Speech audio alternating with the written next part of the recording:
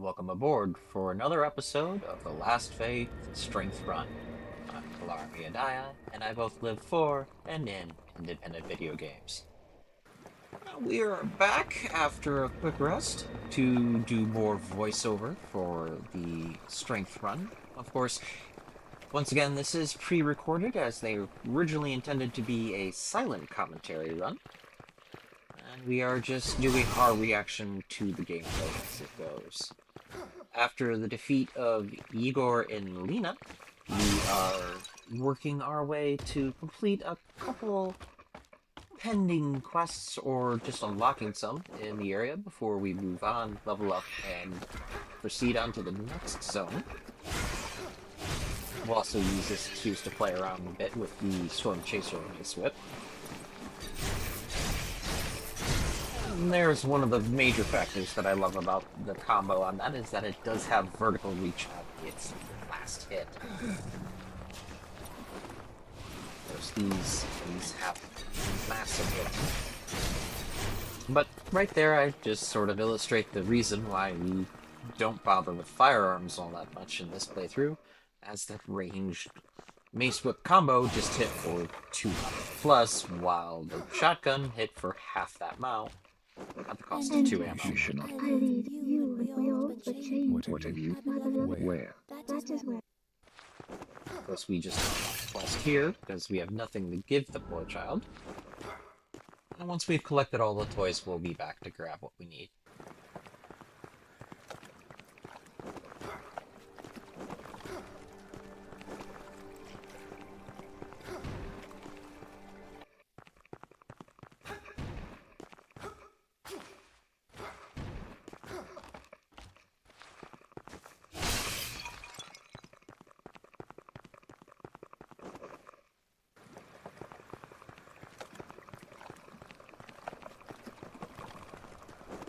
Sadly, there are a little bit of long walkbacks to various save points. Hopefully, not too many of them in our routing. But for now, I do believe we need to go back to the manor, do some leveling up. Turn in some quests. Though I do believe I lose sense of direction here trying to access a door that can't be unlocked until you turn in a quest. So much for being efficient. We'll pick up the key. And then we'll go back and turn in another quest item to a new NPC and pick up some of the available items for purchase.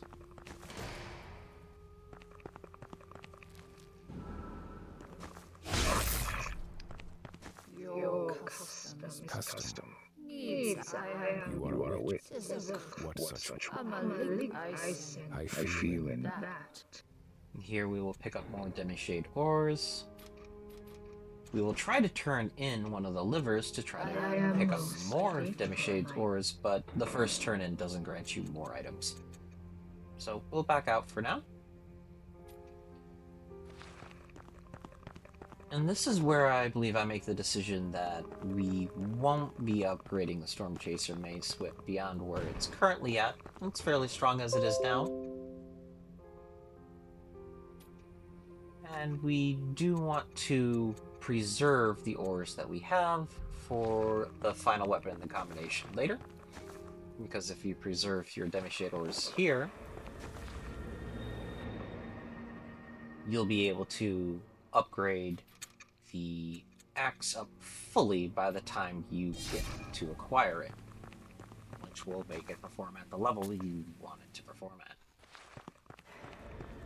For now, though, we will head over to the Liturgical Pass, though I first try to figure out what's the best way to get there, which is going to be from the Marshland of Shadows, the Sodden Refuge area. The choices between that and usually the original Site Cave crypt entrance, which there's very little difference between the 2 points. So we just take this area and make our way back. Nice little pickup here. Still not bad, man.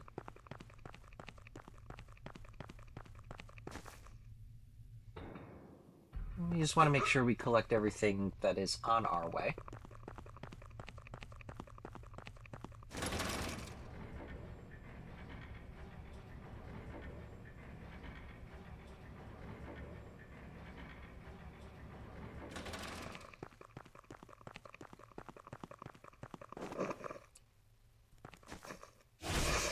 Quick display of how the damage has changed now that we are at a higher level than we were when we began. We're now dealing 140 per hit for these, a damage point we were only reaching with the greatsword earlier, and this is twice the speed.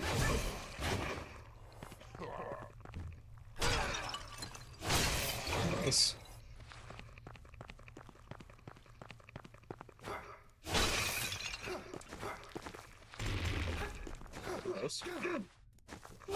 Making sure we collect as much Nightcrux on our way as we can, because once again we are sort of pushing the routing we have here. And that was a reference of the difference in damage that we had before.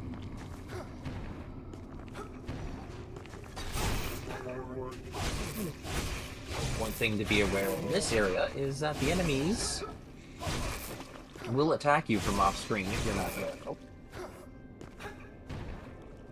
Sadly, there is not a ledge enough to jump up there. You'll notice that that particular enemy, I do believe that's a civilian, that he can attack you anywhere he can see you due to his ground attack.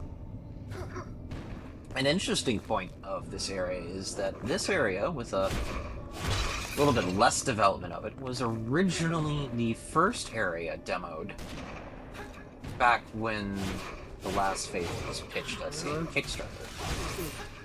They since turned it into a later stage of the game. You notice that even your more common enemies out here have significantly more hit points than their.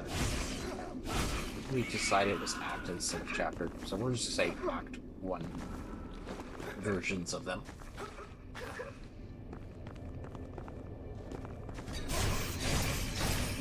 And there's me missing my 4-hit combo of the upper head. Still a fairly easy takedown, nonetheless. That was me trying to bait out the attack.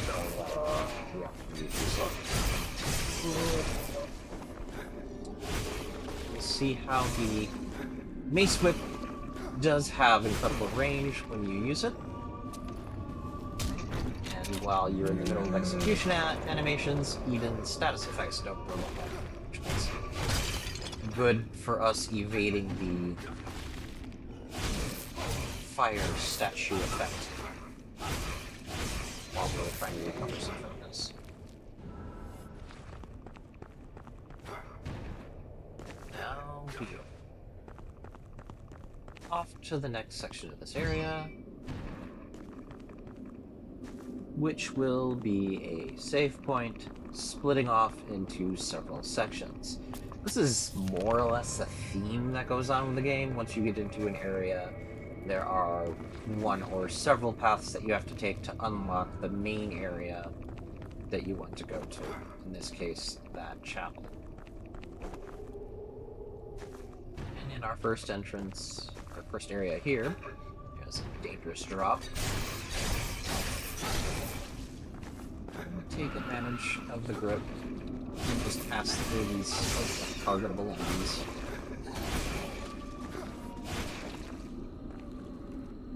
We'll loop our way back around there later.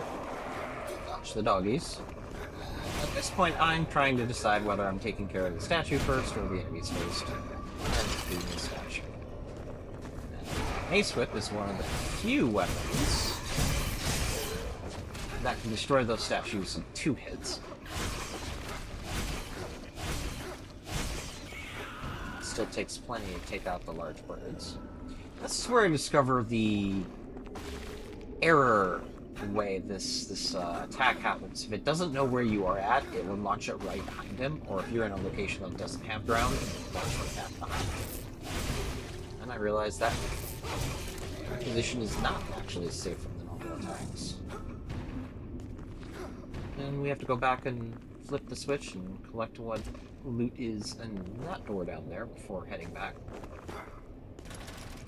And that is one of 3 levers for this gate. And we'll collect some lore. And down the false wall. And here we have one of the 2 best current firearms in the game, the Hexabarrel Repeater. This one's especially good if you want to dump lots of ammunition down on an enemy or a boss. It's one of the few weapons I would say is worthy to use against bosses, if only to utilize the resource that you have just sitting on you otherwise. But we will not be leveling this weapon. This is not the one I was referring to quite yet when it comes to effective weapons for a strength build. There's one sub-weapon that in particular we want to make use of. And that is another Demonstrator. I do believe I run into a little bit of what I don't like, hitbox issues. Where I got hit by something that probably should have been hit by my melee attack first. Slight delay in attack will get me there. And we will save up, as there's no reason not to. And head back to the next level.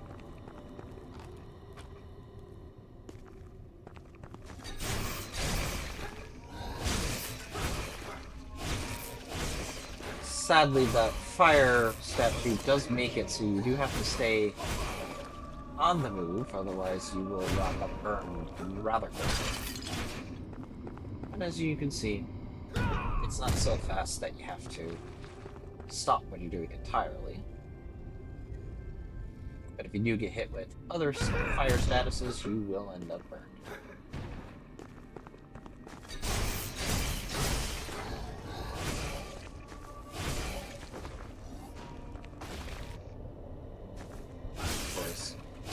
More of a transition area where you can collect a bit of extra loot before you go into what is a unique battle.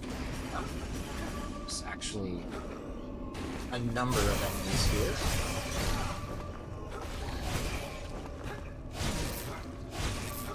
here. More than one statue. They have to be aware of.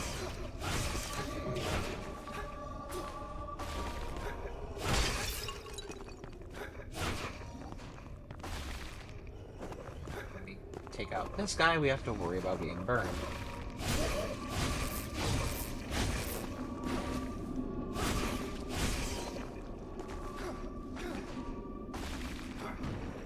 We get dangerously close, so I decide to take out the enemy. I still get burned in the process, so we'll go ahead and remove that status effect.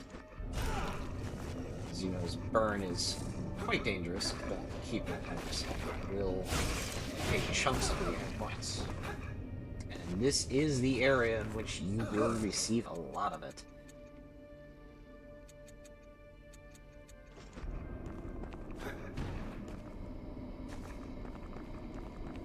And flip the second of 3 switches.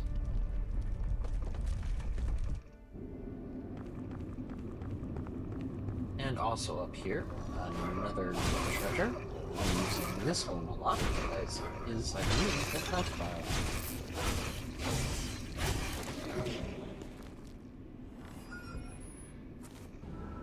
Nope. My bad. That's probably the next section then.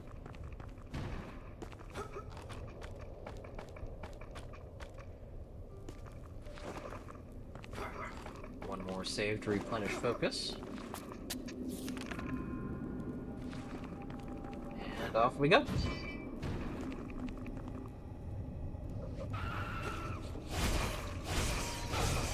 This area seems to be a little bit more combat-centric than it is puzzle-centric.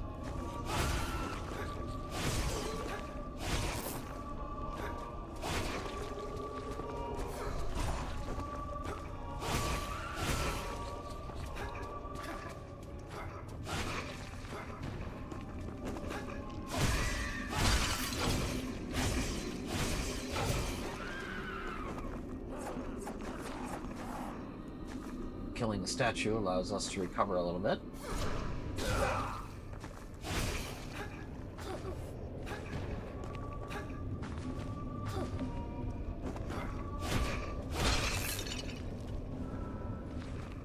And now we are facing the next group without much loss of supplies.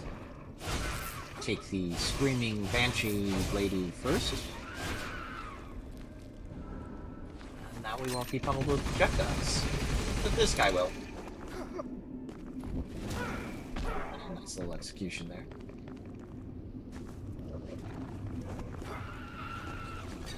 For a bunch of them there, it made it worth its while.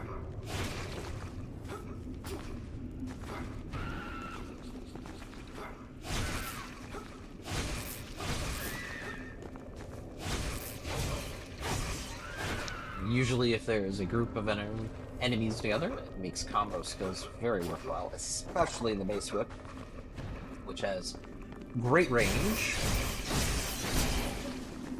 and a very powerful fourth hit. And so we are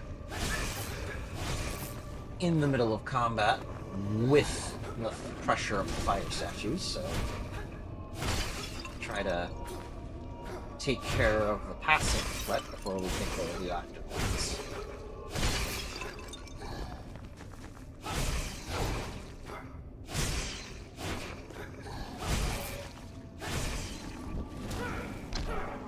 We will restore a bit of focus there because there was almost no focus left. And now that we can attack on this level, whoop, got burned. We might as well get rid of that status. See if we can sit Chunkshu in the meantime. Oh, and there was another fire breath there.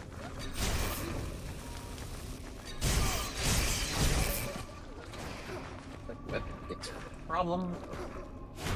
And we get the statue. Onward and downward. That is 3 for 3. We have now unlocked the final area. There will be a small clip in video here, is where I take a brief break.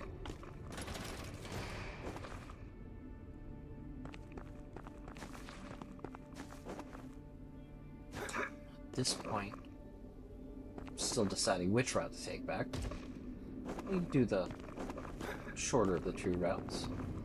But once I save up here, that should be the break-in footage. Allowing me to take a quick rest break. And we are back.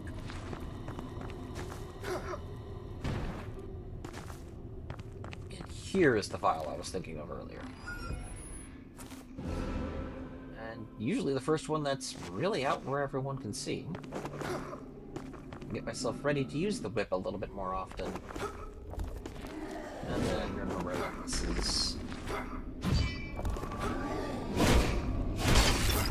the area in which we get heads thrown at us.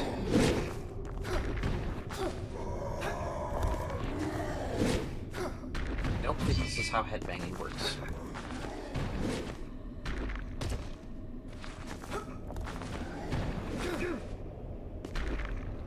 Very close calls here.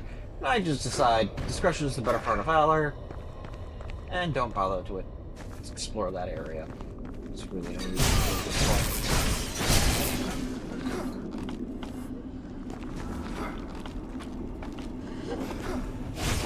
Thanks to the amount we have in instinct, not only does our attacks do decent, but we get plenty of drops for these enemies. That let us keep our supply of status removal items as well as just general consumables.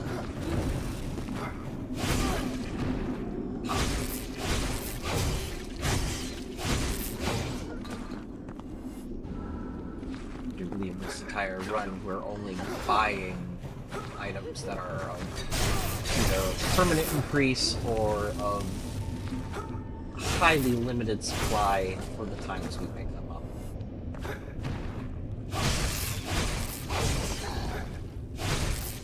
still don't know if I can parry that attack or not, and I honestly don't want to test it. We're actually running to the point where parrying becomes less and less useful. Instantly. Just grab a little bit of extra items here. We'll go back to that place once we have what we need to unlock that zone. And once again, we hit the save point because we're going to be hitting another divide. There's two directions we can go now. We want to hit the one that isn't an advancement first, before we hit the final. This area, it's all about the statues putting you to death.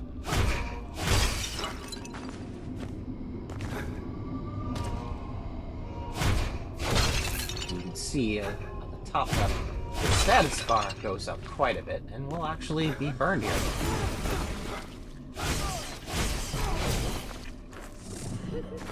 But we decided to keep the items on our person this time around. For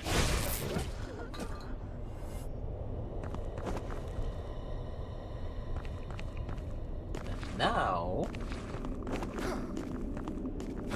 say hello to the charging giant, who is immune to all damage. But all he does is run back and forth. It's more silly than dangerous, really. But whatever, let him do his thing.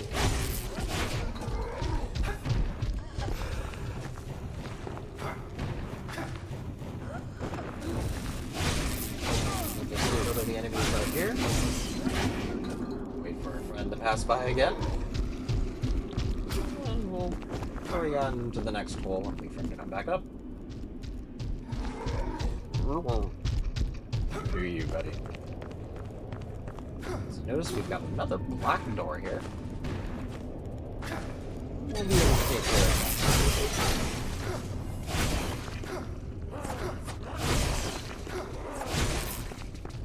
Once there are a few of them there, look for an opportunity to use the whip as a whole.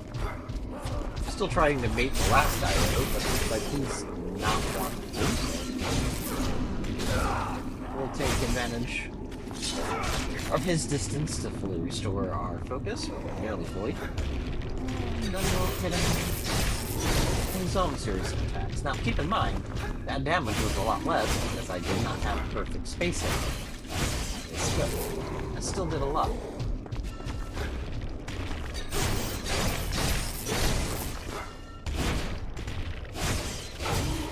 But if you hit with the tip, it does deal a lot of damage.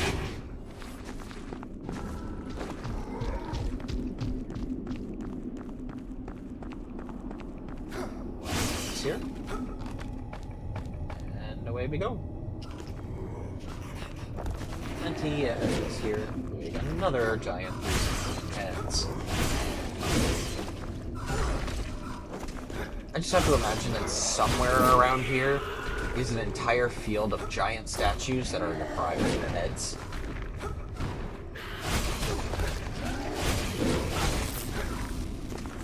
It would make sense if it was just random stones, but they're literally statue heads, and I have them on fire. Here.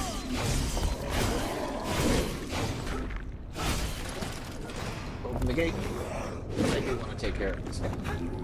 He seems like he needs attention. Oh, oof.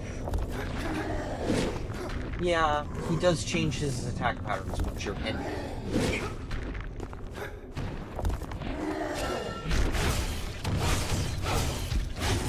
Take care of him first. Here. Focus. Which really isn't too bad of a thing. This guy isn't terrible point-wise. Now he's literally we have to pay attention to his charge attack. Twice.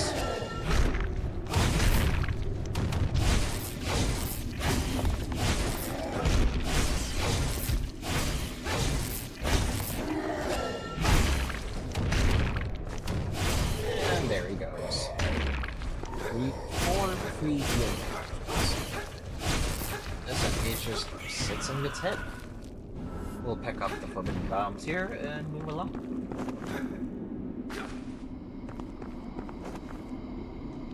Now Now, this loops back to where we were before. But it's good routing for the things we wanted. Which was more than 9 bucks. If someone was speedrunning, they'd probably skip that entire section. There's literally no room. But we'll take the opportunity to pick up some additional focus. As you know, that restoring focus is just kind of an easily available resource if you know how to grab it. Between parries and executions, lots of focus is available to grab.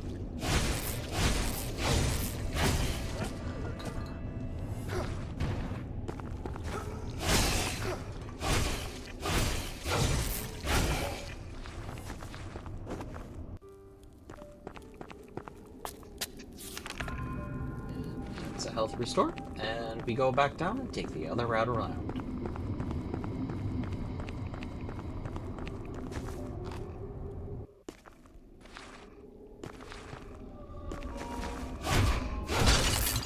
Of course, the statues are back. Ever upticking status effect, but we don't get it this time, so we're not on fire.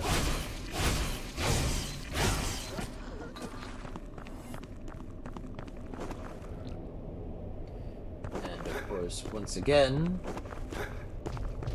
another one of our roaming giant friends. I'll call up George.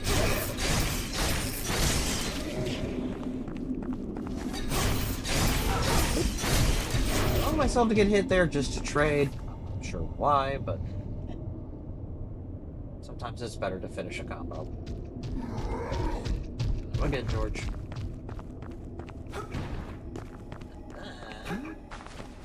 Is actually a secret here. Nitro, but we'll also smack the wall. Pick up an item there, and then we'll smack the wall again. There's a whole bunch of new enemies here. At the end of it.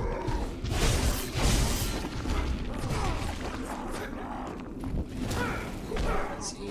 Collect them everyone. Oh, we'll want it. We won't use it.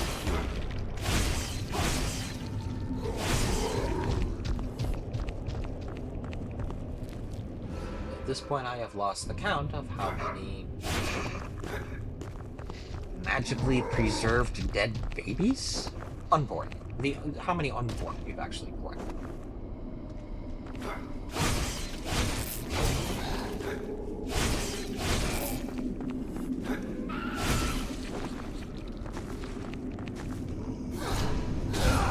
Oh!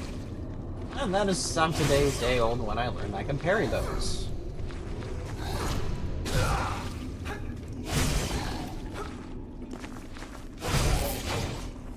As I am full on focus, there's no reason for me to do an execution.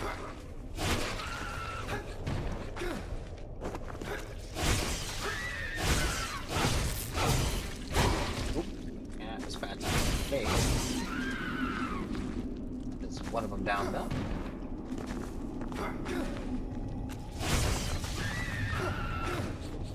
Don't want to bother with those, but don't kill these, they will chase you with those attacks indefinitely, so ran the wrong way. Best to go up and take it.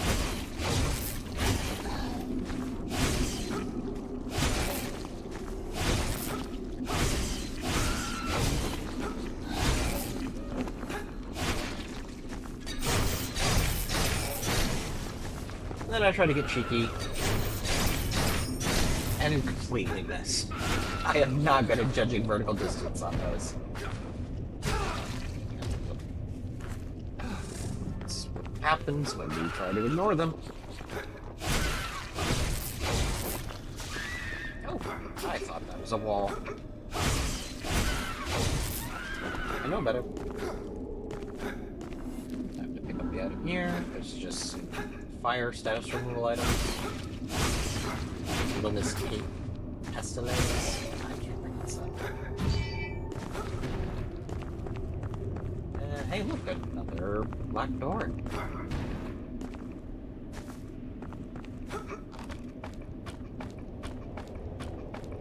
Temporary save point here. And a very important stop. Switch over to the necessary items. We are going to burn one here. And I decided to switch over to the smaller ones for now, because there's no need to use the big ones except for this full restore.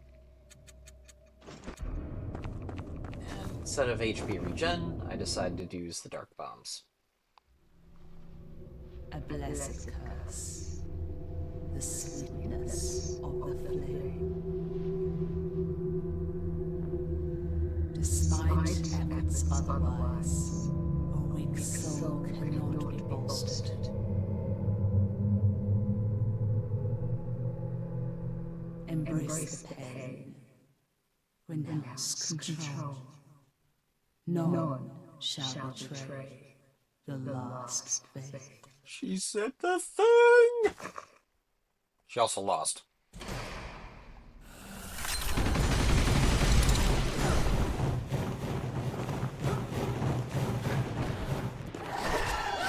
Sadly, without leveling up the repeater, it's not really worth using, but just for the sake of fun.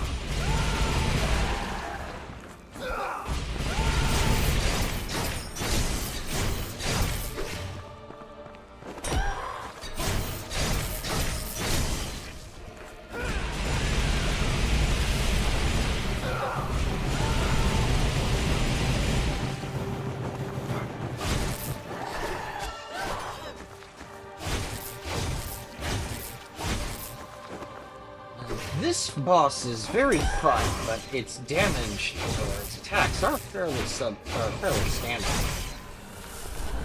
If you know how to dodge this fireball section, you're essentially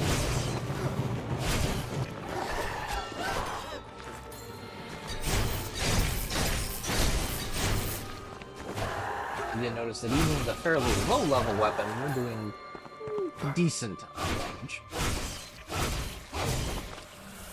If you had fully leveled up a weapon at this point, then you'd be doing a lot of damage. She lost control of where I was, so I decided to pile on the damage.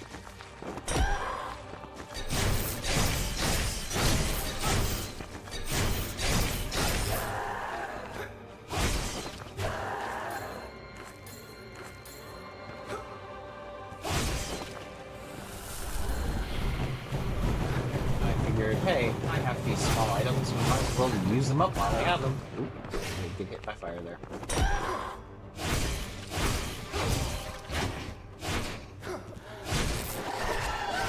Swinging out of air.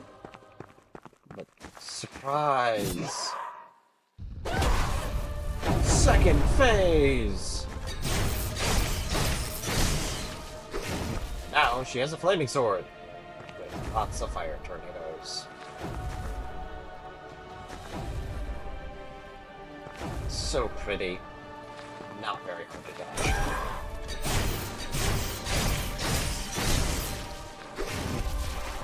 I think first, behind you swing is the hardest part about this.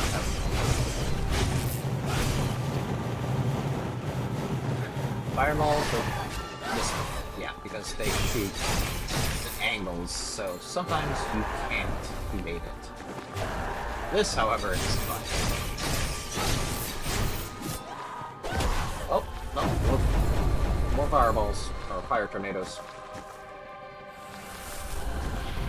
Please. Just walk behind her, make them take the long way down to you. Once again, I was too far away for it to register where I was.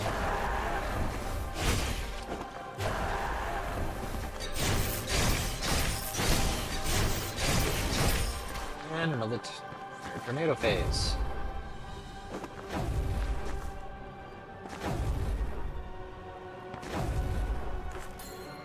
Hang on. Hey, Hey! See how it goes to the whip again. That said, with everything that was done, and I actually got hit by that because I actually did not know she would look at She locates you on the ground, she'll actually run behind you. If you can't, she just throws it. Just like that. And we're actually running fairly low on supplies. Lastly, when they left the weapon. Typically, you want your weapon to be about +5 for the optimum damage in these fights. But I know these fights wasn't good. Well, let's just showcase.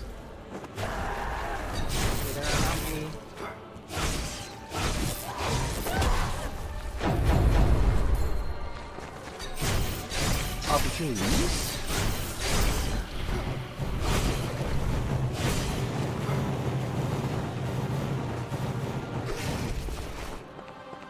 To show off these weapons, except for these boss fights.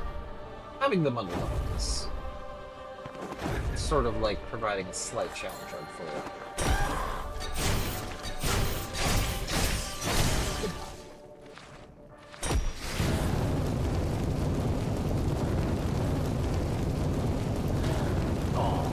Want to give you a flower. Bye-bye, Burned Wraith.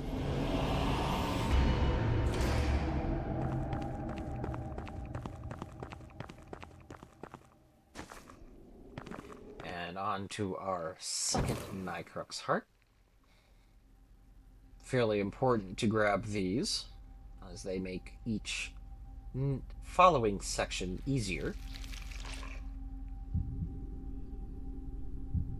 This is the #1 reason why we took on this region of the 2 possible regions for Act 3 first, is that it is a shorter area, which prepares you very well for the next area.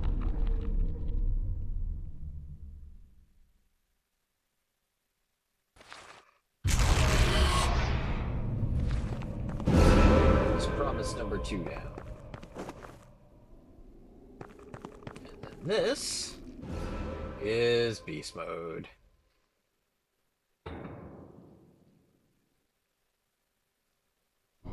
Literally turned into a monster. Also, it's black doors. Which we will take advantage of here.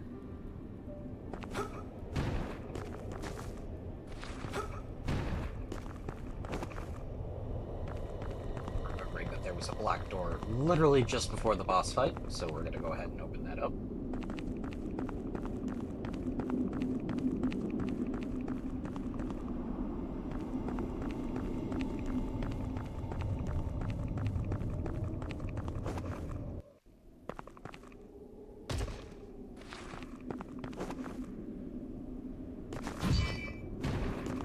And for the casters, pretty important door to open, as some of your best one of your best spells are provided right here, Curse of the Burned. It's one of those that can deal a large amount of damage when you position it correctly. It, along with Accursed Flanges, is some of the best spells that you can have even towards the late game, unless you start using the mega powerful spells. We'll get more into that later. Mind showcase playthrough.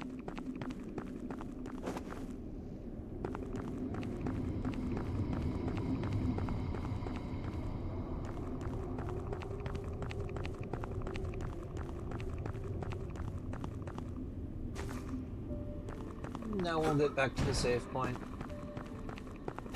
We do have capped off health, but our items are out of supply, so we'll pick up some extra here.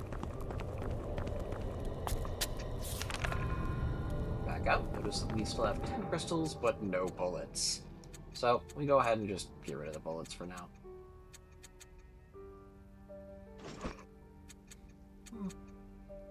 We equip it, but we really don't need any of these. Again, while we do have decent mind and instinct in this regards, It's not really enough to create a true impact on what we're doing, so the spells are more or less just there for show.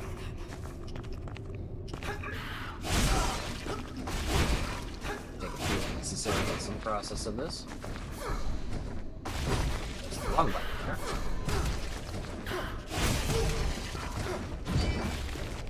Take a moment to breathe. These guys are effectively useless at this height.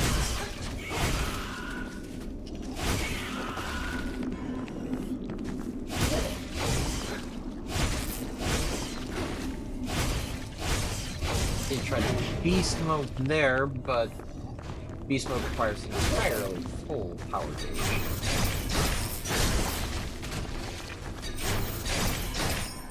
I the land will attack.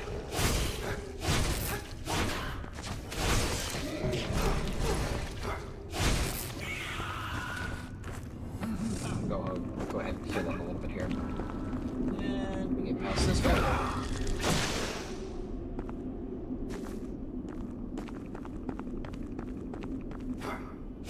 While there is no special items here, it is something of great importance for those who have difficulties. So.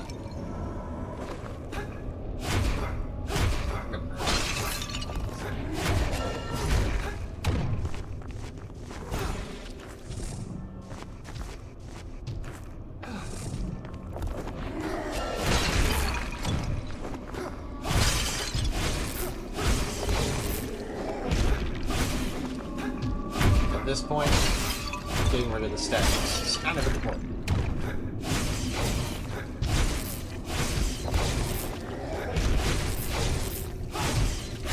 No mana though. We have no focus to get rid of this guy quickly.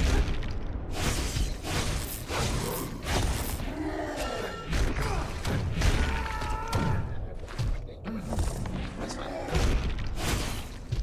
Plenty of focus.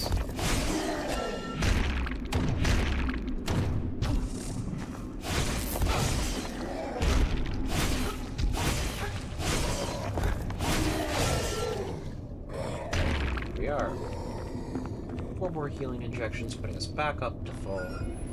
And the 3rd blueprint. This is critically important because if you're having difficulty in the next section, that blueprint allows you to level your weapons up to +8, which is the 2nd highest you could get in the game. And will make everything in the snowy areas a lot easier. So between the extra health and focus from the Nycrux heart and the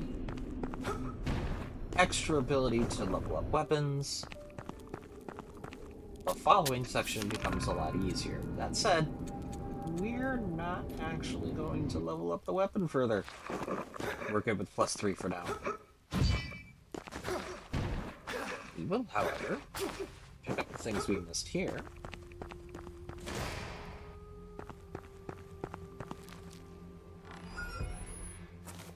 Another one of the creepy babies. And some more.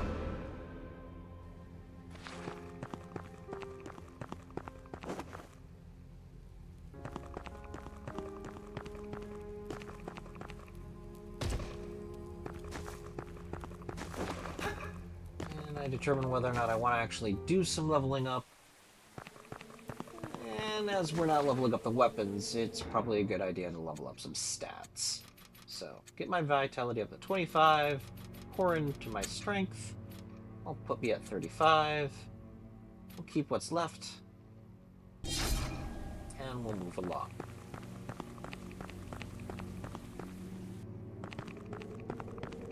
Stop to turn in what we have here, which does give you 2 more of those 200 Nycrux per turn. Small, but useful.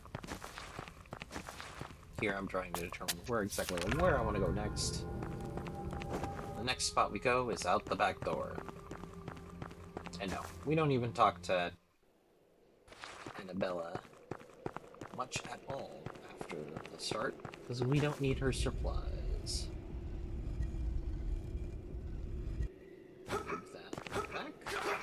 Now, technically, we could have done this right after getting the gravitational ring, but this is just a trap.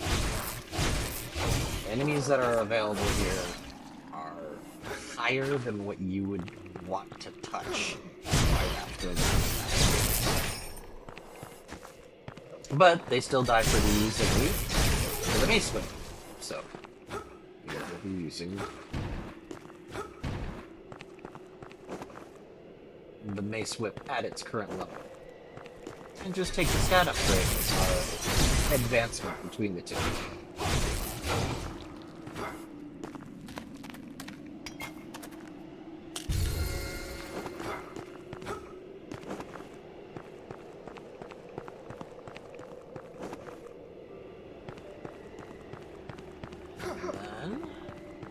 So our first save point. Now, this area, if you can get to it, is actually a really good farming spot for someone who wants to pile on early game stats.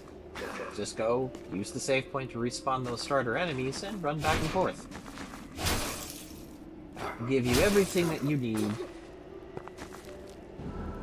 to have a quick route of night without having to deal with a lot of other things. Now, this mechanic is the one I hate the most.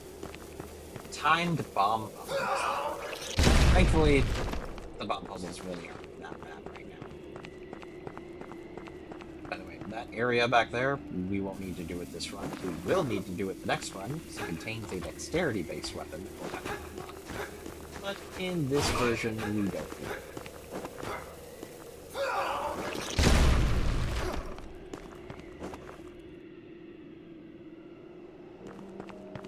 This becomes the beginning of the frozen area. Now, if you ran into this area early, and you started to say about strange difficulty spikes and how the game was too hard, you probably came here before you were ready. You want to, at the very least, have the dodge rates. But even more importantly, clearing the liturgical paths just feels like the correct order. Because, of course, you want to attack on fire before you handle ice. You see that there's another bomb puzzle door there that we take care of. And use 4 frost mounds. Again, 0 out of 10 game, cannot pet the dog.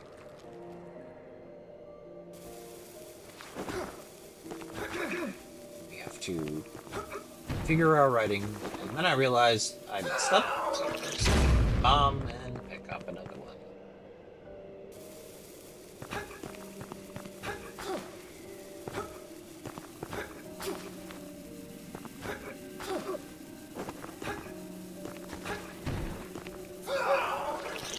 Accidentally threw that bomb. Shouldn't have done that. But it has been a while since I've used this mechanic. So, bear with me as I try to figure out where the appropriate ledges are. And let's shut the door. Sadly, those bombs will hurt you. Will hurt other enemies too, but...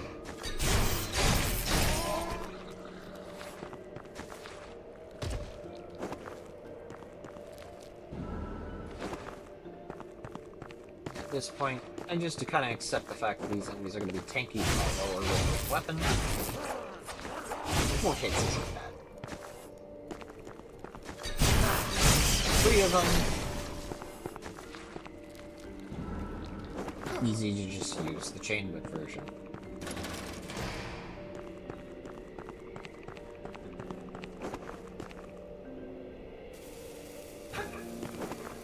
The bomb. We're gonna open the door here.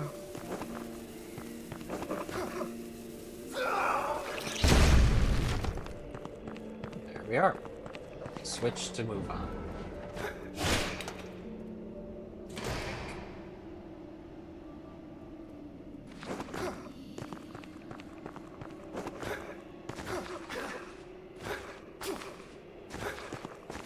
I will say, as a personal note, I do believe the snow and the cold of this area does tend to overstay its welcome design-wise, but I don't really mind it too much. There was a discussion shortly after the recording of this regarding these snow areas, and while I do agree it does kind of encompass a lot of the areas, I don't find the enemy designs here, so... That was one dog that I missed, the other one didn't let me. And now I'm out of focus. Try to get this guy to come within attack range, but these guys do like staying up there and doing nothing, but give me an opportunity to get more focus on their execution. So, that's great.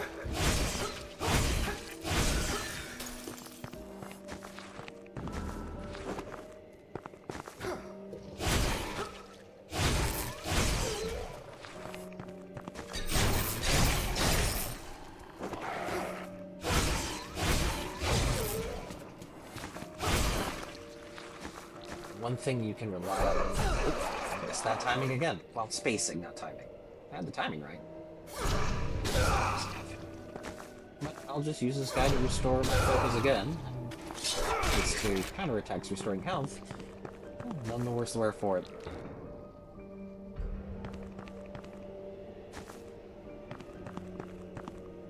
Temporary save. Another one of those bridges that you have to climb on. Sure. Now we have to worry about spears being thrown in our direction.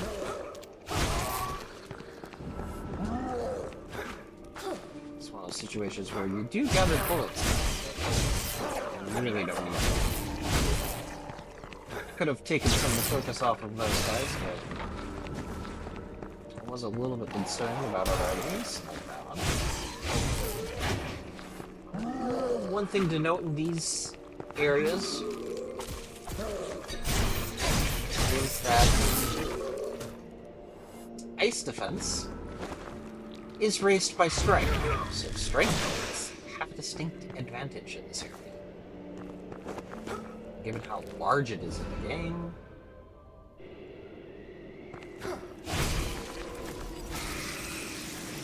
and our first Frost Witch, Frost Banshee. Either way.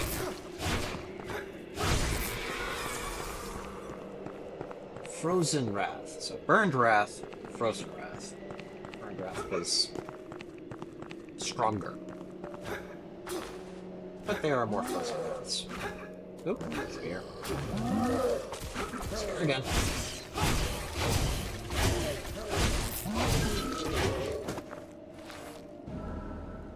Dead spear guy. Worldbreaker strikes again.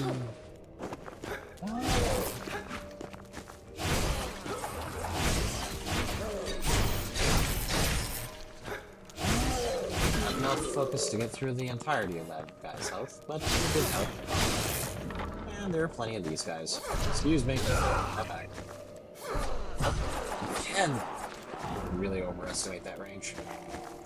And we hit both of them.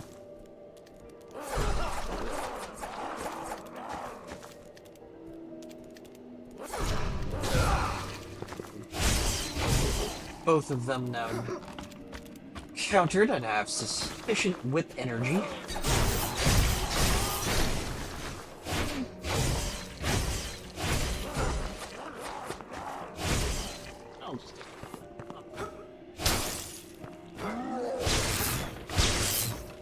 Once again, as a voiceover recording, I can guess my thoughts as they were at the but keep in mind that spear, as he takes it out of his chest, actually hits an Negron ahead or behind him. So the best thing to do is just keep distance. I think you instinct for 2 blue forwards.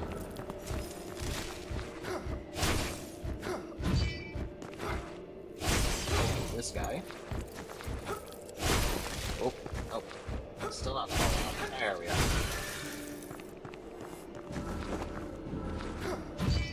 healing injections, we'll want them. At this point, I'm like, I can just use the standard. This hidden area is a danger room. Challenge room. These witches do have a lot of hit points. It doesn't matter where we are with it now. I decide that I can gain a little more Macrox from this fight.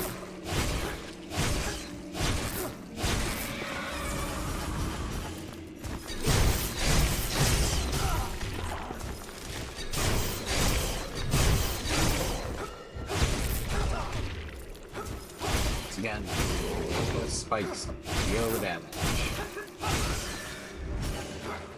And I'm not convinced I can kill this guy in time, but I'm gonna try. Nope. Restore my vial, just so I can make sure I get the bonus off this guy's health. And on top of everything else given to me, I got a whole bunch of Macrox health. And then I poke the skulls in the eye.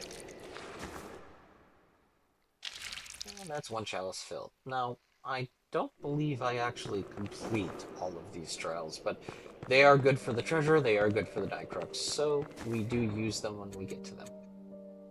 This is where I'm like, I want my poke back.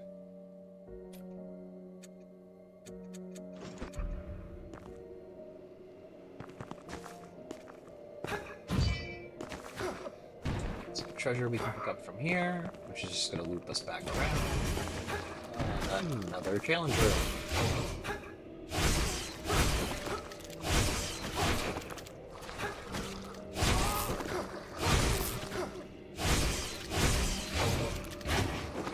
Now, at this point, I could craft the weapon that I want to keep for my endgame, but not certain that I'll have enough Shade Ores to level it up as well. I do hold off on it.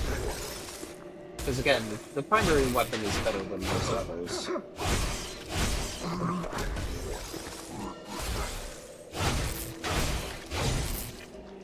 And I wonder, yep, I could get an execution off. Been a while since we've seen this one, and it's now the Frost variety. And that's the door. And while powders are fun to have and to use, poking it doesn't solve that problem. And they are ice traps, so you do want to get away from the cloud that it produces.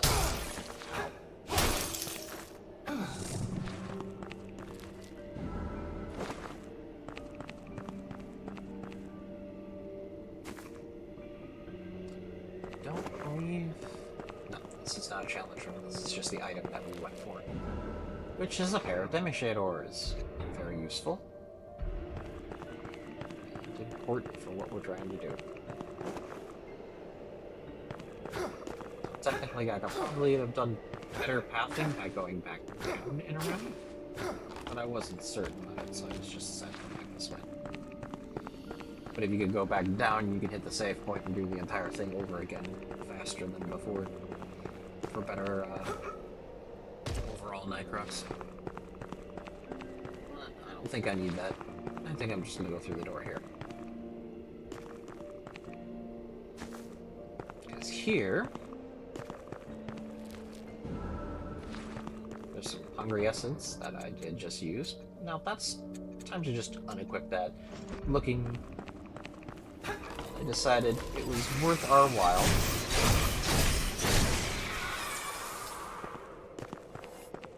to equip the frozen removal. In case we get again, level 3 weapon.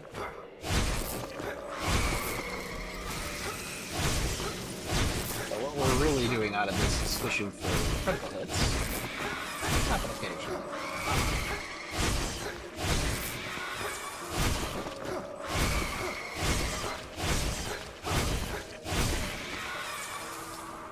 Critical hits dealing a varying amount of damage depending on what your crit hit rate and damage is on each weapon. it's actually normal for the Storm Chaser maze to have higher than nearly as much as the winged axe. Those two weapons are number 1 and 2 on the strength tiers weapons.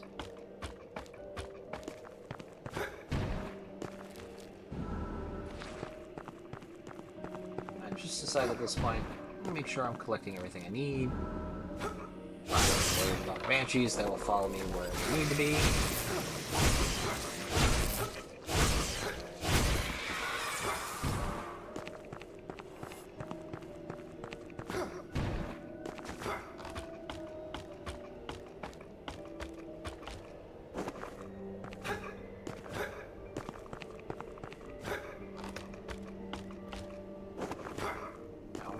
Way up to the next. Of course, there's one last banshee to take care of, and I will kill every single one of these. They have a good amount of numbers to kill.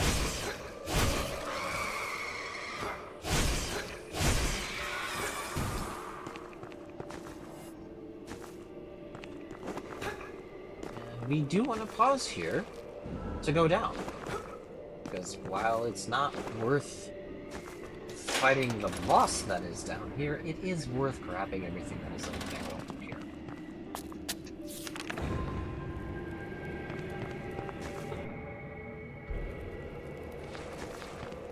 Here I make the decision whether or not I am going down. The truth of the matter is that there is a hidden boss down here that you typically would not want to tackle if you're under geared, which we are. A +3 base is not going to do good damage. So what we are going to instead do is take advantage of the loads of resources that are available and the save point that is right before them.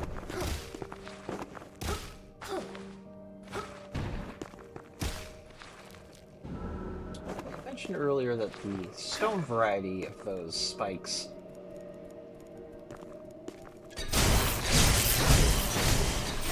are actually non-respawning. These respawn. So they decided, why not make it harder in the cold area?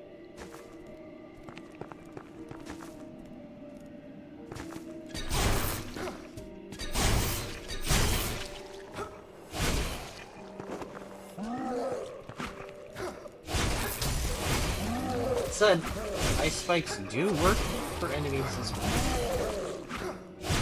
Despite the plenty of bad guys in this area.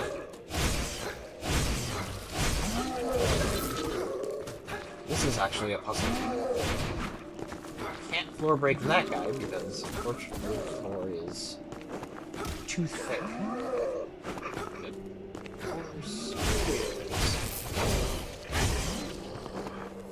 While I can understand the guy stabbing himself to drain ice spikes, I have to wonder how he's producing this.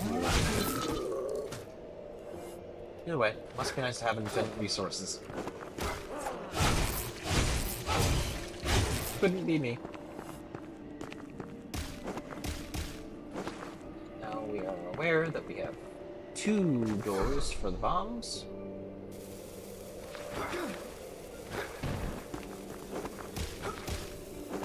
Sure we don't get hit by the ice spikes, because those will trigger the bomb prematurely. Bad timing. That's one door out of the way. Only 1 spike to worry about. Door number 2 is gone. On to the next room. Which is more of the same. You get very tired with Nycrux spot puzzles. You never get tired. Lots of restoration. Ooh, there's that. Triggered.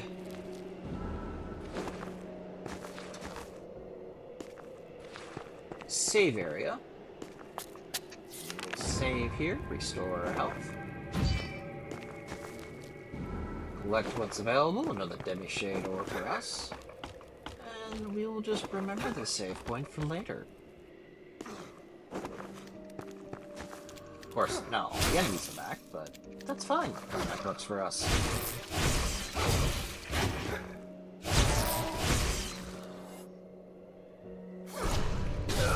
Just because I can.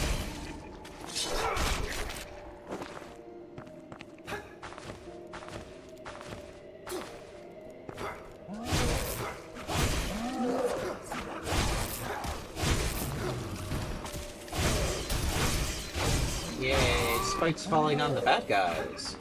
Love that.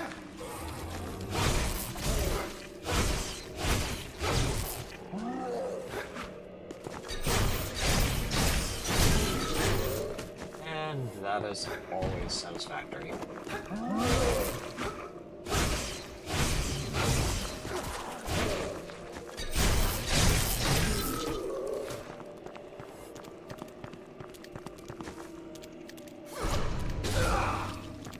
These enemies are some of the easiest to just absorb all the focus we need out of them. There we go. Double check to see if there are any spiked floors beneath us. I believe that in these sections.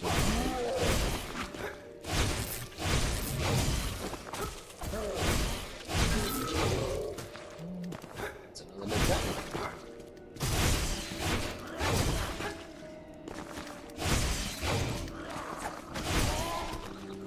That was good positioning, because that ring should have hit me.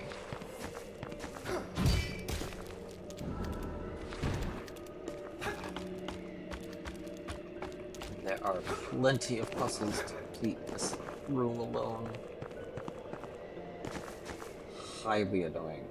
Just double checking exactly the pathing I need to take for these puzzles.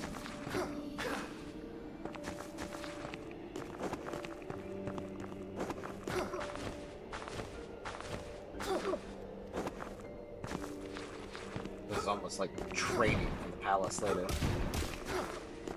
Yes, you can dodge through the ice spikes and not get hit by them through the aerial dodge.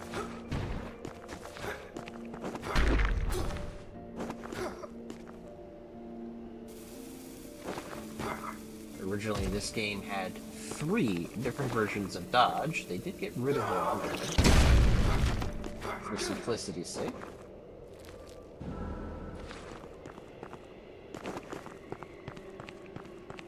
The standing backdash dodge, the forward roll dodge, and then there was a third kind of dodge that sort of baiting dodge, where you could pass behind the enemy and attack you during it.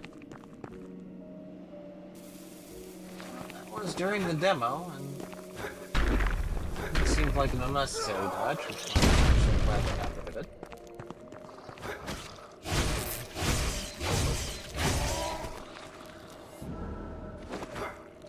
Continue on, we realize there's one more puzzle to complete. And we've spent like 4 minutes in this room already.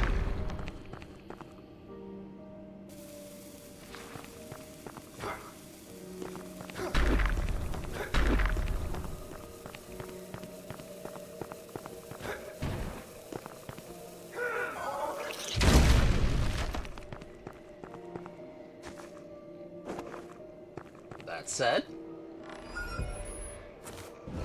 this is a very good item to pick up, because the Great Moon Charm is your crit chance and crit damage increase. And considering critical damage and critical attacks are one of the values of the Storm Chaser Mace Whip, it is important to have. And look, another hidden area.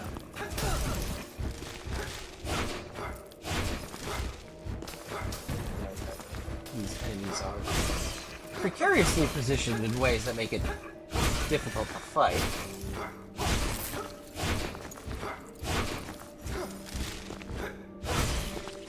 This is one of the areas in which it would be a known advantage to use weapon with greater range. Not needed. Just a convenience.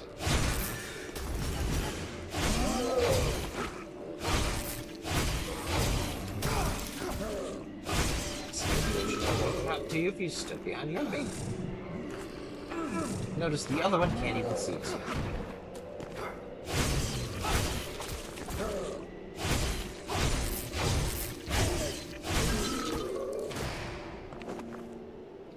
And another eye-poking statue.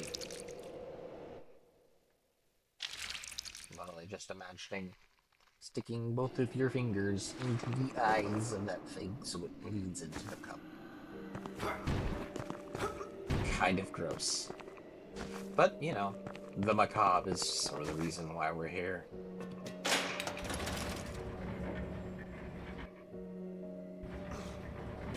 Over here? Look! 3 Nightcrux. We're gonna open this up. Now, I don't remember if I go up here or not. I suppose I do. If you go back here, it's just another letter.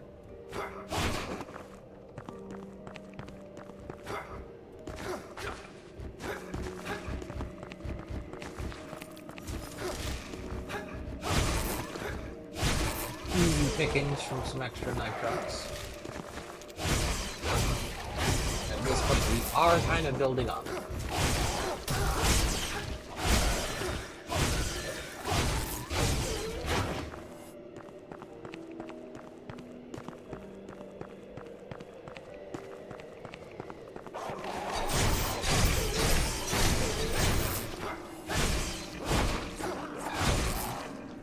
I think I'd be good at that by now.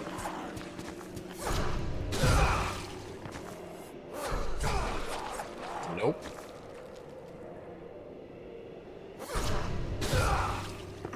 We'll just complete this.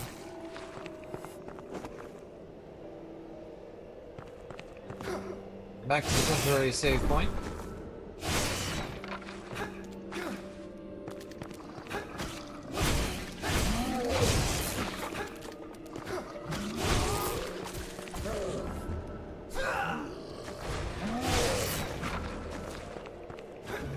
Not a smart thing to throw that box.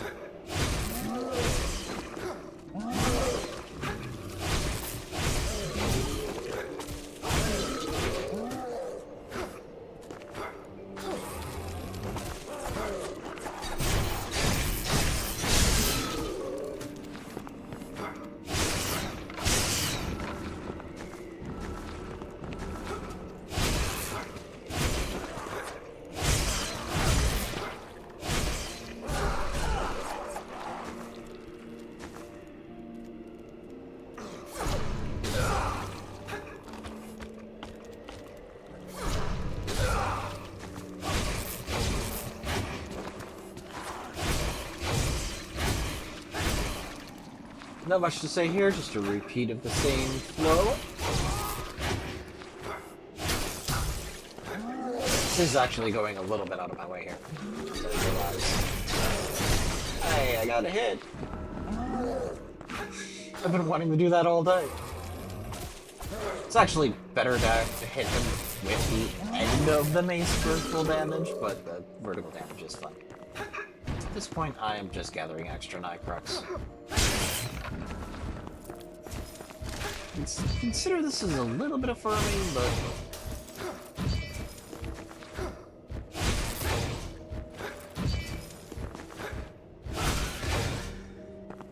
it'd also be just taking advantage of what's easily accessible to me.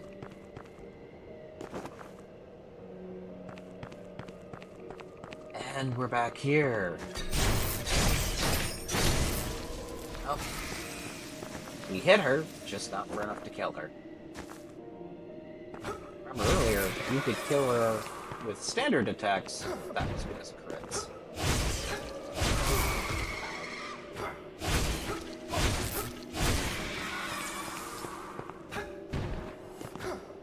Stop standing on the screens, please. Thank you.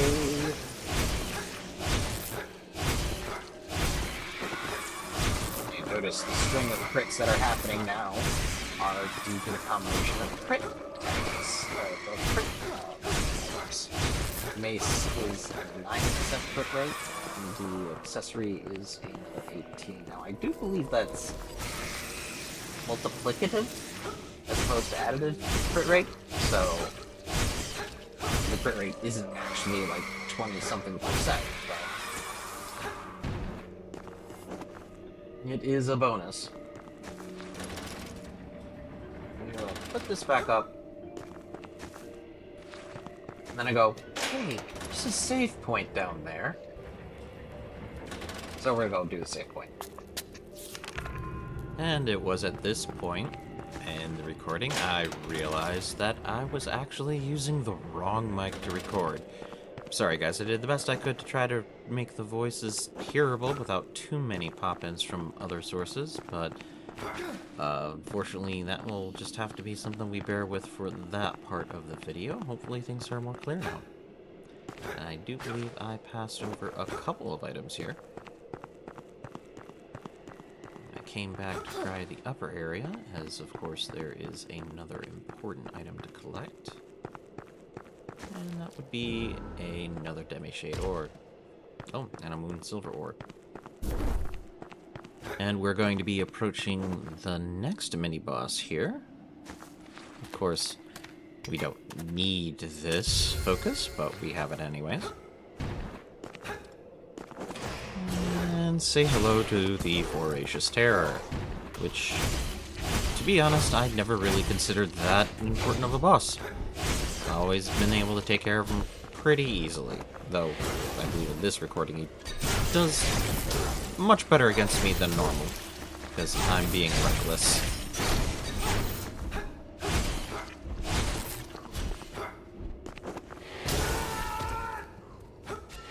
As you notice, the damage really isn't heavy. It's something you can pretty much ignore, just healing up when you absolutely need to. And so long as you dodge behind them when you need, you can usually evade most of what's available here.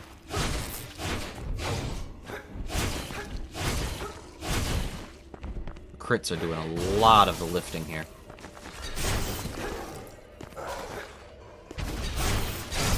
Patterns are fairly easy, and then now that the enemy is electrocuted, easy hits. Some nice demi-shade over there for us. Quick heal up.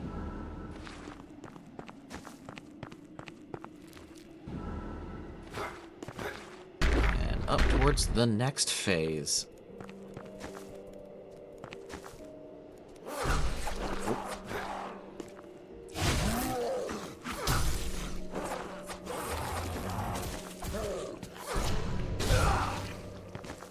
Once again, my stellar evasion and parrying tactics.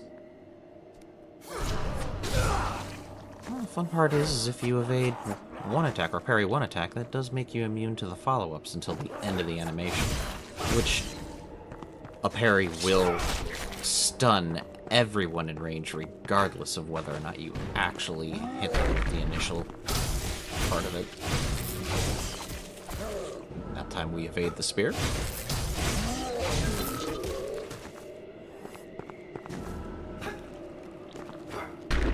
That's some good loot off of that enemy.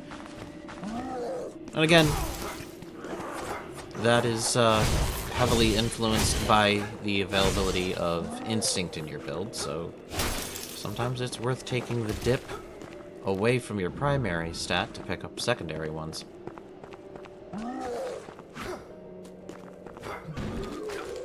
Especially with the weapon we currently have.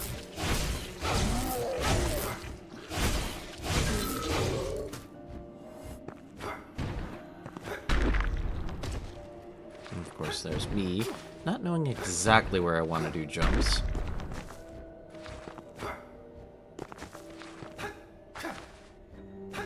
These are one of the many sections that confirm you do need to have the dodge boots before you could do anything in this area.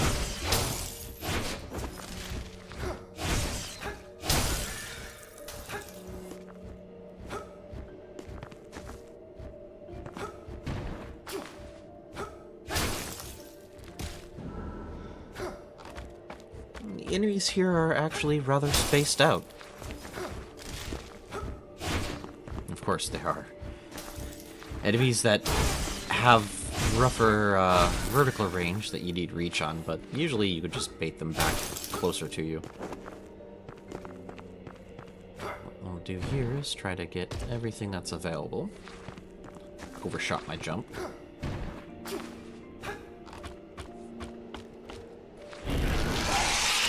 But I decided to truly overshoot my jump, use beast mode, and collect the item anyways. And that's a frost bomb, which I don't believe I use at all in this playthrough.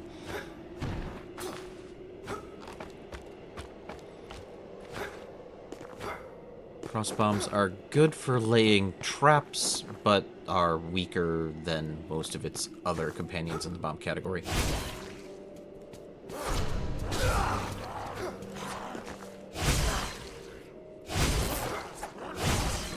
Also out of resources to... Oh, I got myself hit by that. And unfortunately, even with high resistance, I could still slow myself quite a bit. But that's what the advantages of ledges are for.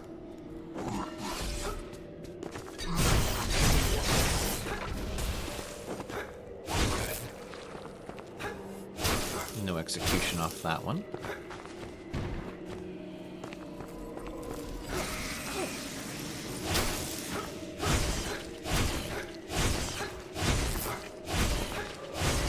And another dead wraith.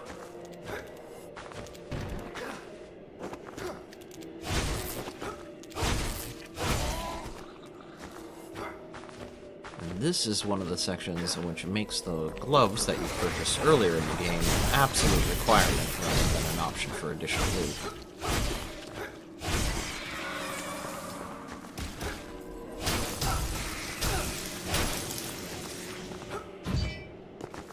In this situation, I just wait for her to get closer. And I hit her with a bullet, just for the irony of it.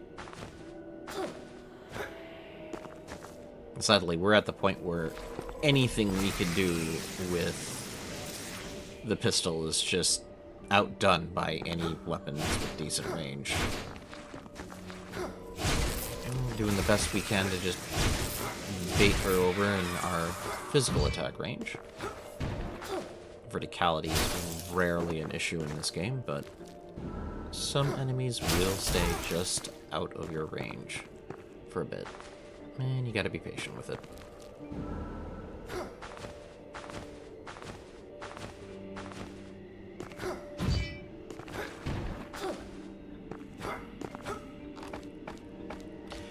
And now we are at the top of the mountain climb. We'll use this item here, and we're actually going to run in the opposite direction, but we'll collect what we need and head on over. Now, we don't necessarily need this area, but we will most especially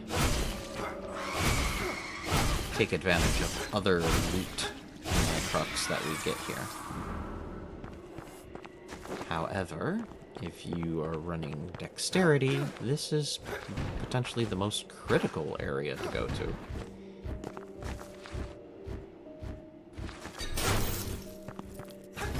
Determined that double jump is needed to grab that piece of gear.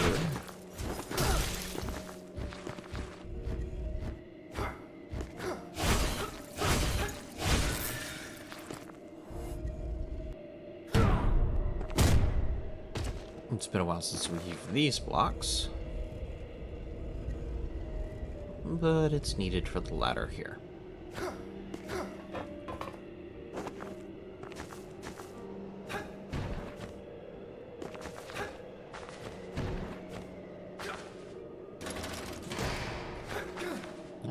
I can reach for there. If I can reach there, does that mean I can reach the other side?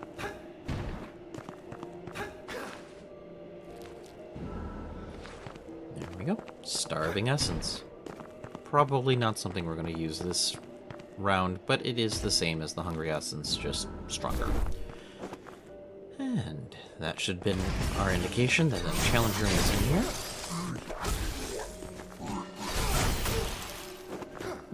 Took a couple good hits there, but...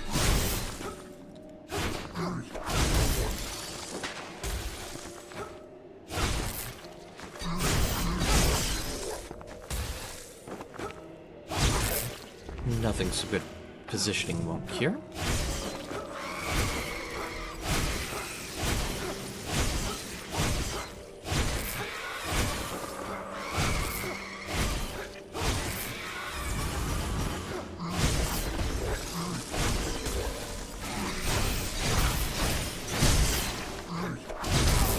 Deja vu there, getting hit by the exact same situation twice in one battle.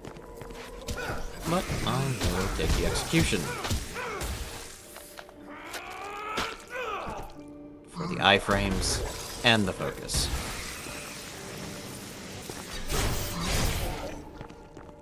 And another.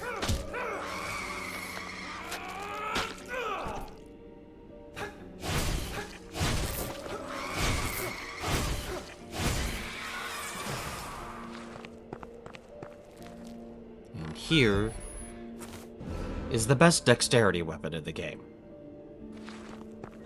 But as we're running a strength run, that's not what we're going for. However, if you were running dexterity, that's effectively where your run for gaining powerful weapons ends, because that weapon beats out so many others. Of course, there is a more advanced weapon afterwards, but it will not perform to the same level.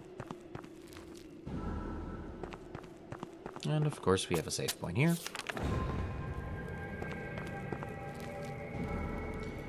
And we go into the area I dread the most.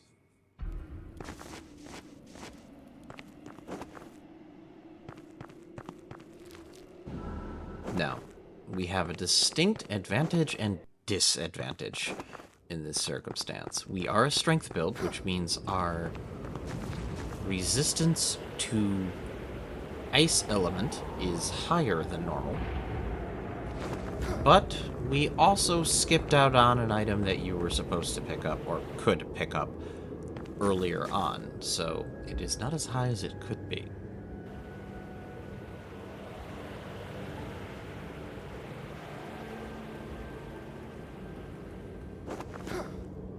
Be a lot of waiting for the snow in this case. Because if you are not in an area with your back against the wall, you will take continual ice damage anytime the white snow effect kicks in. We will get hit a couple times in our efforts, but can't completely avoid it.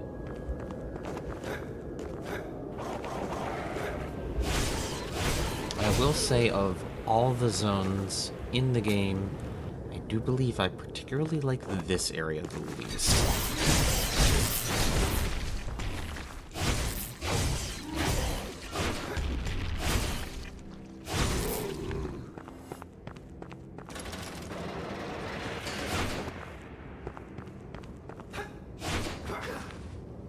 It is cold, it is snowy, there's continual threats and dangers that are impossible to avoid with anything but sit and wait. And if you're not built against ice, this becomes really dangerous.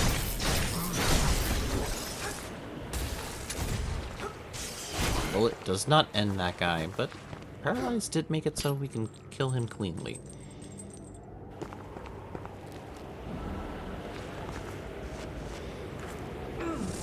Go ahead and top up health, and I took a frozen damage. Wasn't much, but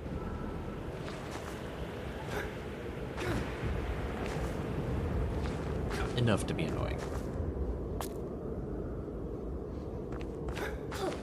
And there is so much backtracking in this area.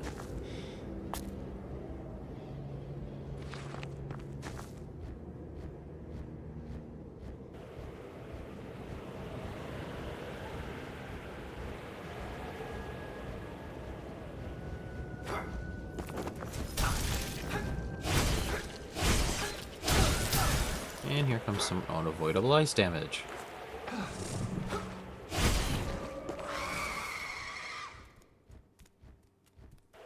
Going through here the first time, not knowing that this ledge is essentially your safety, you could very easily die in this trap.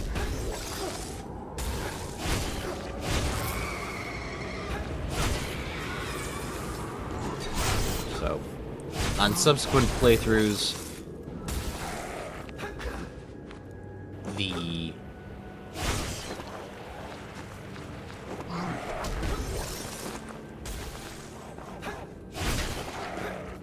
overall foreknowledge of what's going on here really does provide you with a lot of survival in a place that would otherwise kill you the first time around.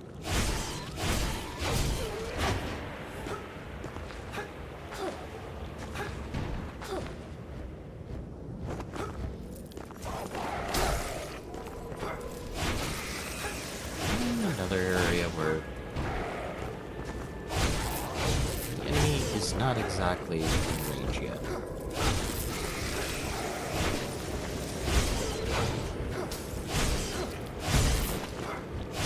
The best thing you can do in situations like this is keep calm, understand the patterns of the enemies you're fighting,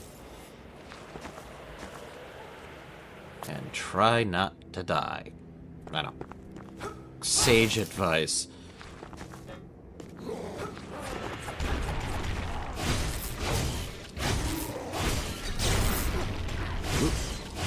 No. I was aware enough of the patterns of that enemy just to be able to evade him, but that was very close to a flat-out death.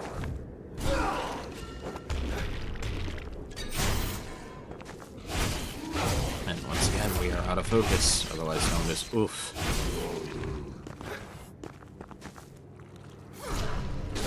So let's get some back.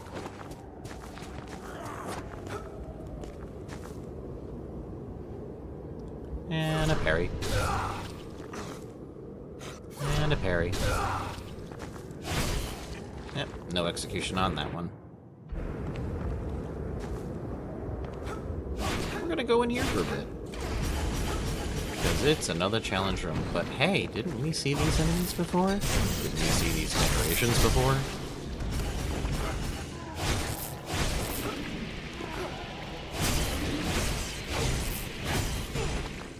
What are they doing in a frozen area?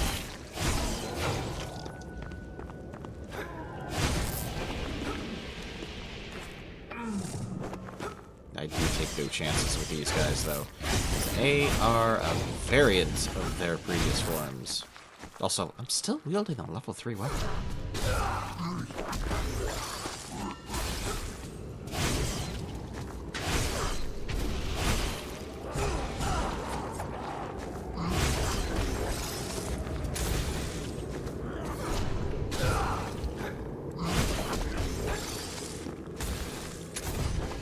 At this point, I realized that pea shooter really is just a pea shooter at this point, and I'm having fun with it.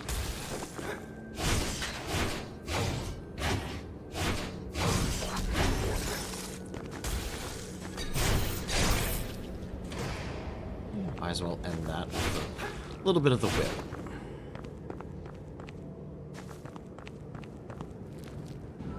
And interesting little room with just a emo stone until a mirror. Oh, where was this lead? Well, to more demi-shade ores, which is what we want. But this will actually lead us back. 1 to another unborn, and 2 to a hidden part of Esk Mansion, which we'll just open for now because we're not necessarily ready for what is happening there.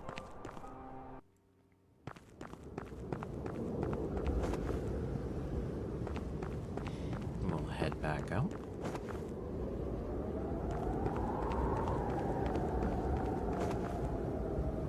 And off to the other side. Well, or we could just ignore that route completely.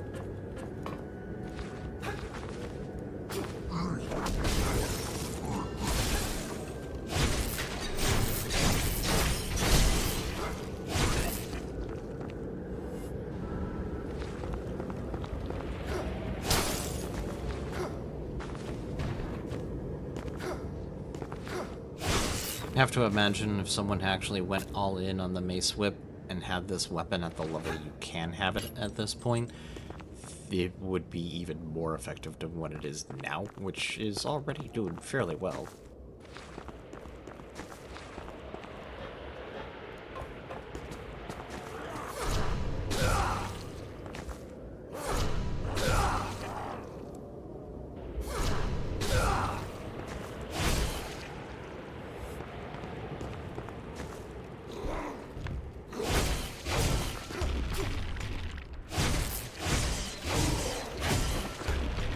And at this point, we pretty much know the pattern of this enemy.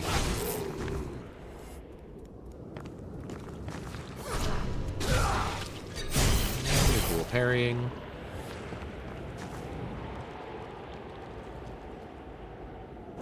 Now we enter the next stage of this area.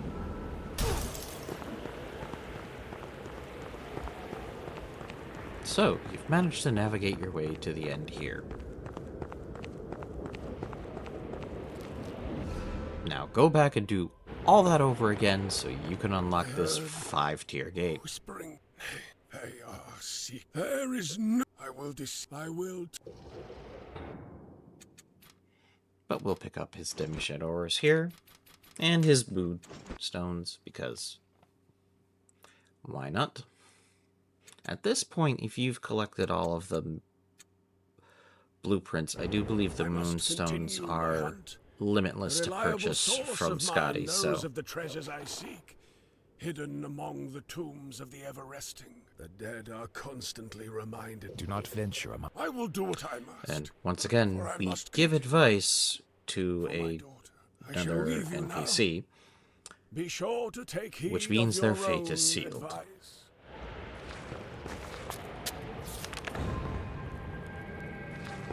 Eric tells someone what to do, they die, regardless of whether or not they obey.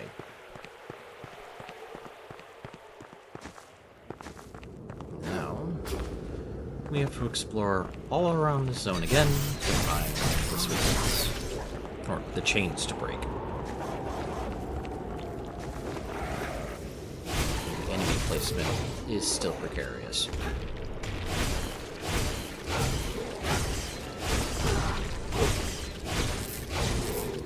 Once again, getting clipped vertically.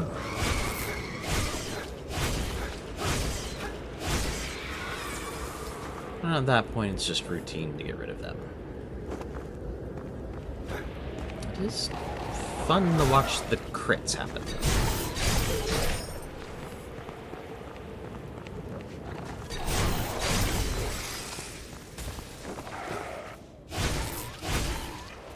And usually when it is possible, it is safer to dodge through an enemy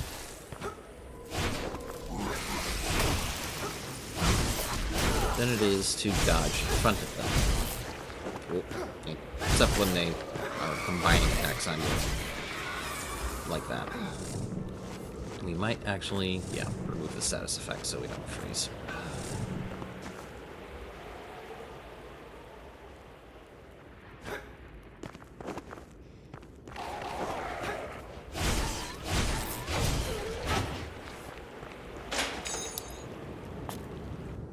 Get rid of that chain.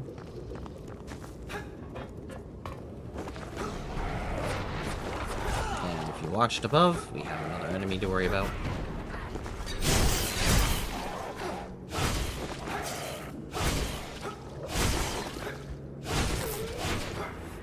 One of the unspoken heroes of this game is the fact that crowd control actually works on the more common enemies. Although many of them will be near dead by the time they get crowd controlled.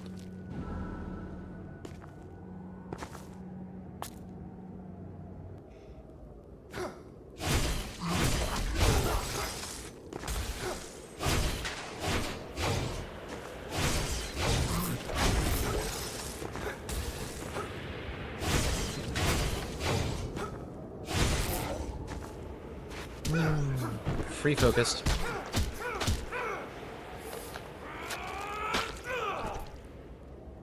But we won't lose our head over it. You can boo. Alright. At this point, I'm just waiting for weather. And another enemy that's vertically above us so far that we can't hit them. So, we're just gonna wait our time. I am actually making it worse for me jumping up like this, because they will adjust for where you are. If you're constantly jumping, they kind of stay a certain height.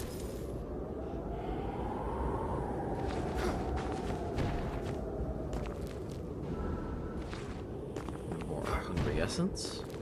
Really good if you're on a farming run. Not so good in normal gameplay.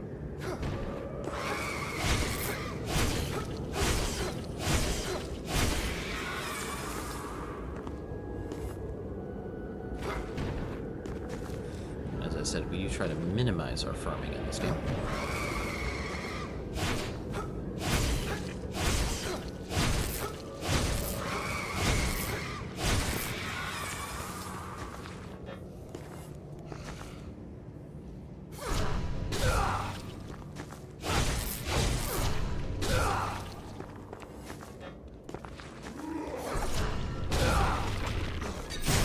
Once again, taking advantage of the available iframes to evade attacks that would normally hit you. Parries and... oh, another challenge.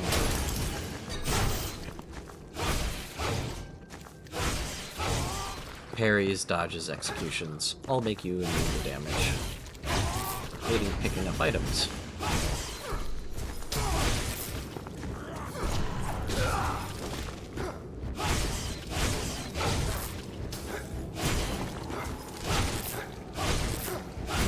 This room is small enough that I can hit him hard. Oop.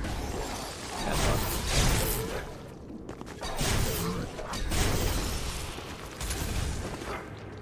And that was just me poking at him because he was out of range of anything else.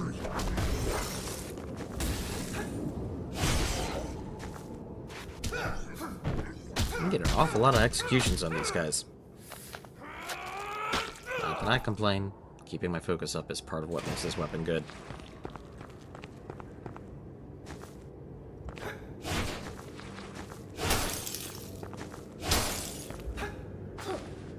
I do dislike those traps.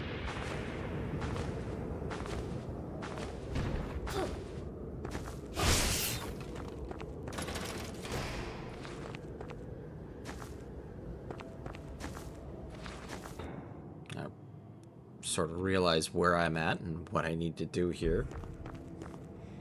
I need to go back down. But, that said, I get genuinely confused in this section as to where I need to go, and for what reasons. Doesn't help that the icons do kind of glitch out when they're multi-layered like this.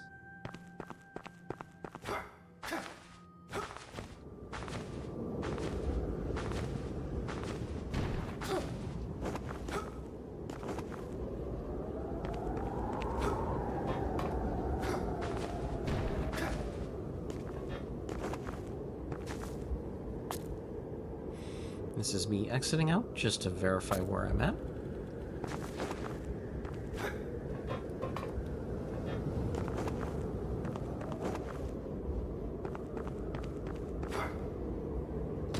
Down we go, back the way we came.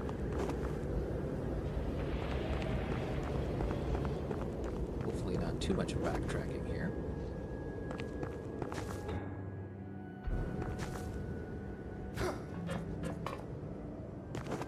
Go through this door here. Yeah, there's one of them. Worried about where that was at. Still got a few of these to go.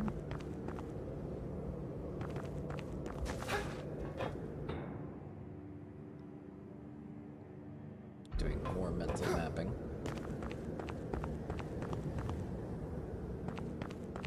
Truth of the matter is, I am genuinely confused and lost as to where we go for these.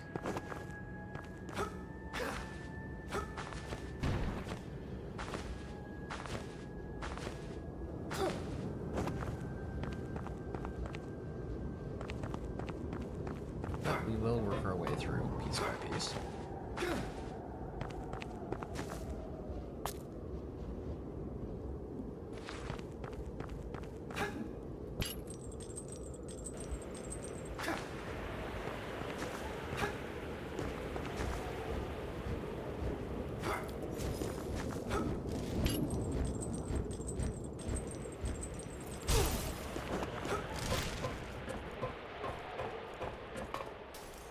More of these enemies we can easily hit. Or waiting for the snow. Never fun. In fact, I get bored of it. But we do have our next challenge here. I am getting attacked while I was investing. Not fun. I get 3 times for that. Take advantage of the frames.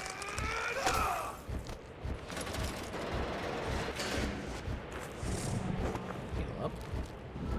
Get rid of the status effect. Get some attention. And get the heal. Which restored the item we just used to remove our status effect. Working our way through. Looks like there's a door immediately below us.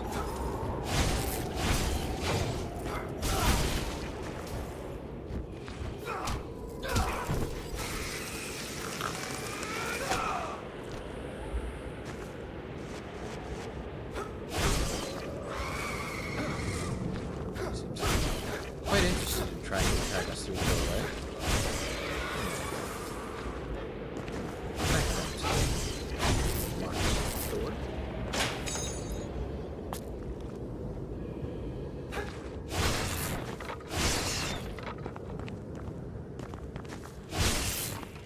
And one more chain. These are exhausting.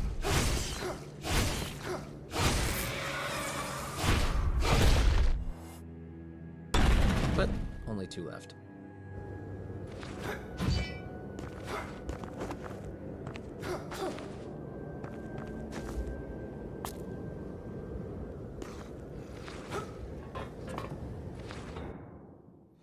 Alright, we have one obviously locked door over there. And one area we have to go across for. Let's see if we can go across and see. If that is one we're missing.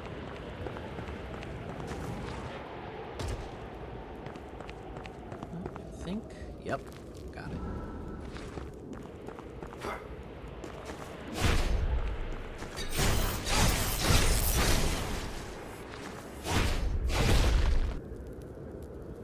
And one left. Back down. And trying to figure out the easiest way to get across to where we want to go.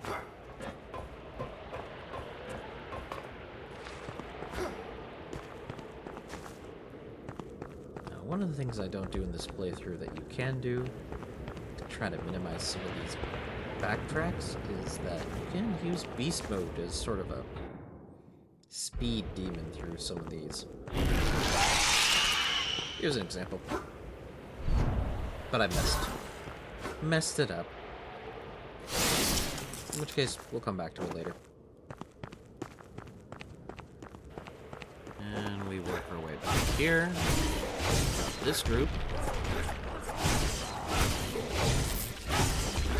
I'm never good at evading that. As they're all grouped up, there's no need to use the extra whip. Just basic mace attacks there. And we're on to the next lock. Of course, there's always that time limit before the weather kicks in and damages you. We'll skip the monsters here. Oh. Never good to get caught by those, but that time it didn't actually spawn the frost beneath. Probably because he was near the edge. Take care of him.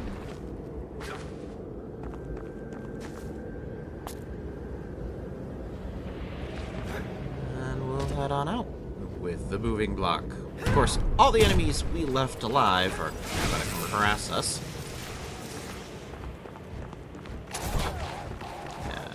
No, you will not be able to hit them with the gun. So we'll Mace Whip, heal up, and go on to the next group. I do believe I'll take care of this one first, and then that one we're just going to ignore for now. Of course, the weather forces us back, and she'll come around for her own attack. But easily taken care of.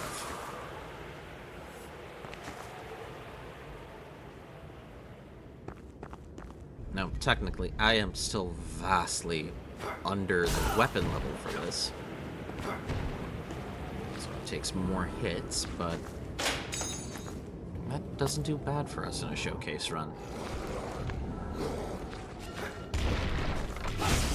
And just jump over that one that time. And another one down. Have a chair. Give me some focus. Once you get through parrying enemies, you start to see some of them just as fuel for your focus. Because, of course, it's a lot easier to end enemies with your skills than it is just the normal basic attack. Which, once again, explains my unreasonable hatred for Ethereal Great Blade.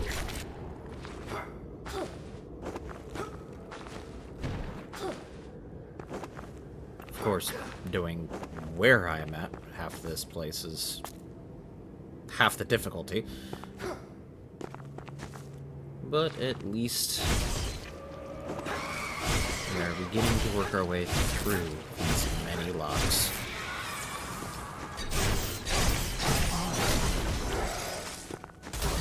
Fighting the danger pit, but even slowed, Mace Whip still hits hard. The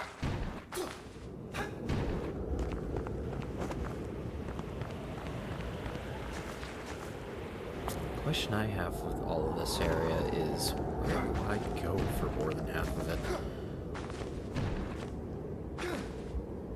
More Nycrux in an unreachable area.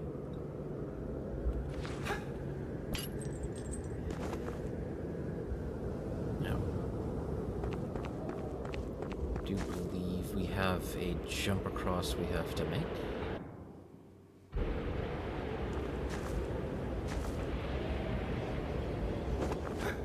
Nope. Not doing it on that way. I'll probably loop back around and use Beast Mode to cross that gap, but that's not what we need anyway, so.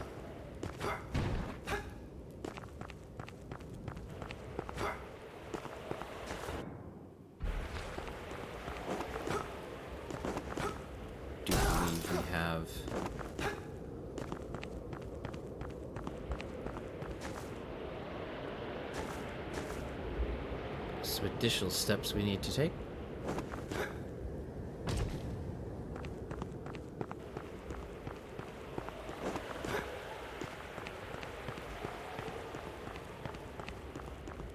Well, we are clear.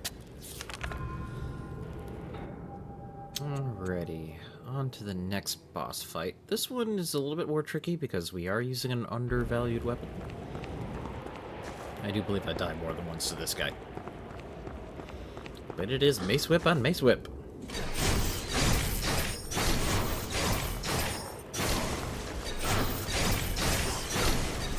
And he has a shotgun on top of that.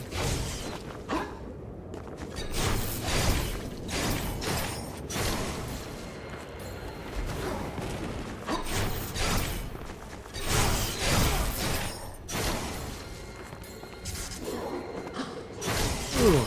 The one thing I keep learning that I don't pay enough attention to is that one, this guy has a shield just to keep himself immune to all damage. But more importantly, you can use the skill of combo weapons in midair. For the Mace Whip, that gives you a lot of range.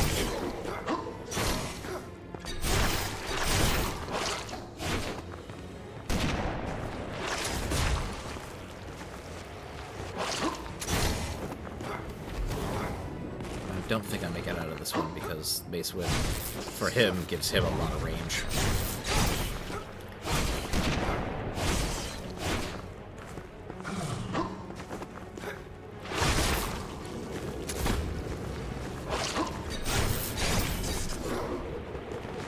And due to his mobility, he does manage to get out of a full combo, but it shouldn't stop anybody. Just remember that he is able to change his direction with the combo. Oh, that kills me. I took a fire spell right to the face, so of course that's gonna kill me. That said, we're right here.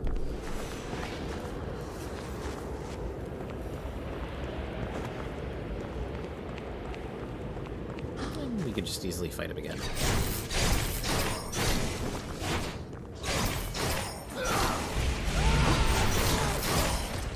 Nope, no shotgun that time. Oop.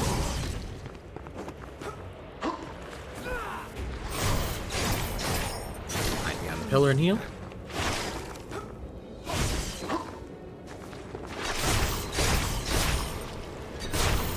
Of course, I empty out my magic. Accidentally switch over to the wrong weapon.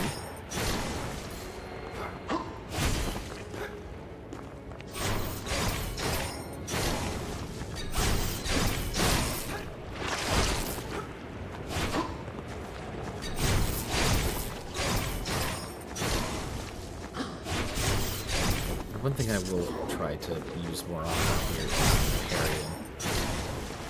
Useful.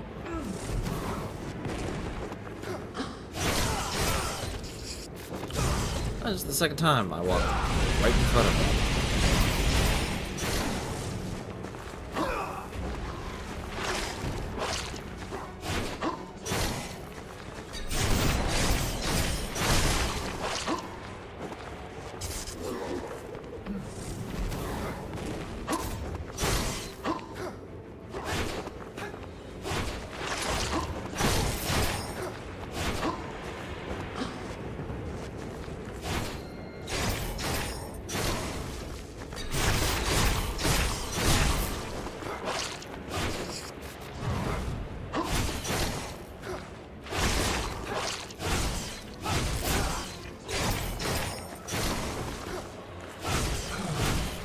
Yes, he does get healing vials, but I do believe those are limited, so we don't have to worry about it.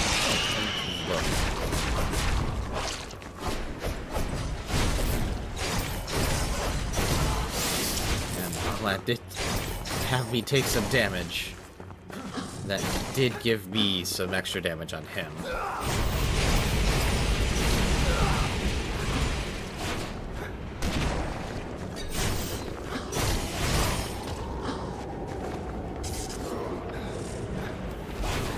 That completely undid the health, but that's okay.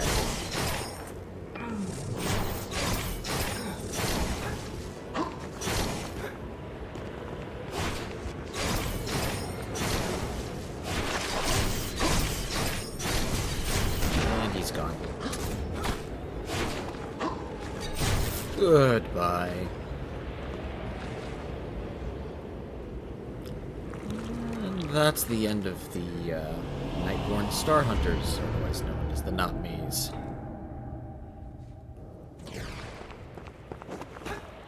Fighting that with an underleveled weapon definitely made it more engaging than it had to be. Just to give you a perspective, the Mace Whip right now is currently a +3. The highest it can be in this situation is +8, which is a very substantial amount of damage.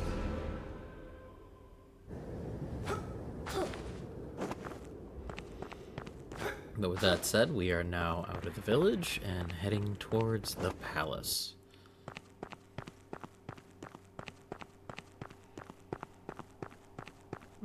We'll Click the hidden switch on the statue, which gives you a drop-down. Off we go into the dark deep. Not that dark. Not that deep.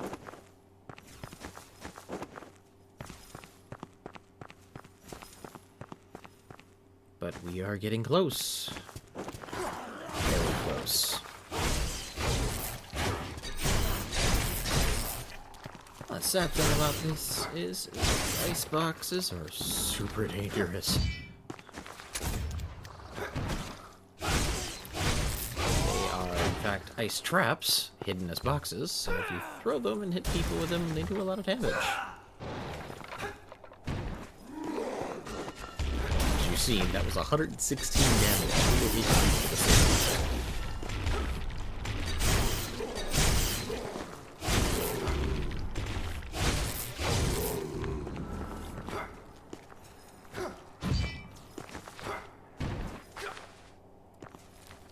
Loot up some more frost bombs. Great. And off we go.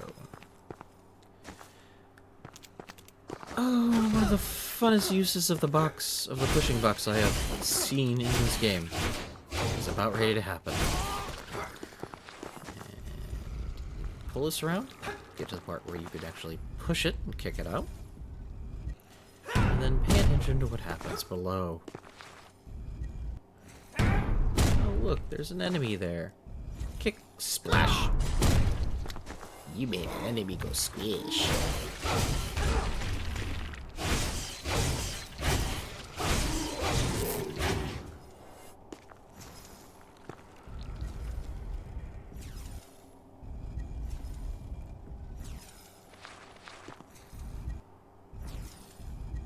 Let me just push it into me.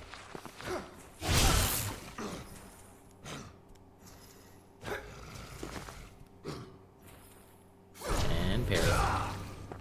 And parry.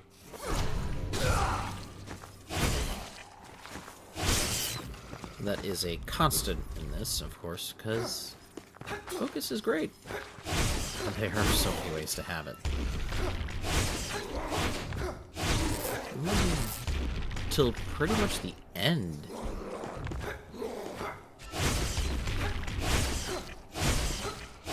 When we actually stop using parry as our primary forms of focus regeneration. There are a lot of ways to restore focus. Not many ways to restore much else. 242. Another 242.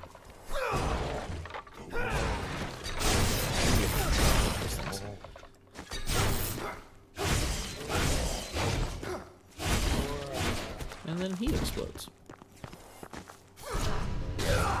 Box. And just be like, are you gonna come closer? I want this box in your face. Dang it.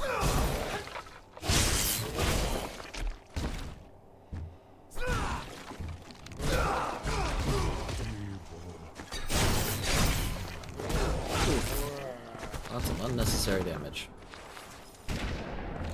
But boxes are fun.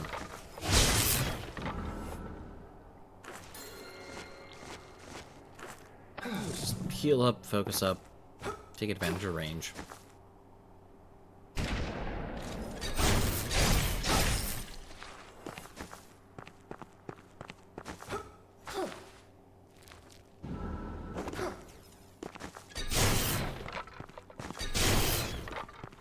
The whip mode does clear boxes fast. Have the box to the face. Have a parry. Oh, that's not fair. Alright, give me the health back. I was so young. All the boxes at once.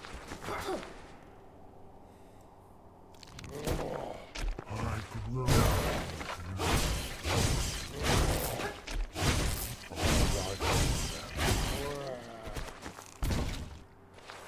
Given the frequency of critical hits in this is just, it's literally carrying this weapon at this point because it is vastly underleveled to what it's supposed to be. These enemies would be so much easier otherwise. Ow.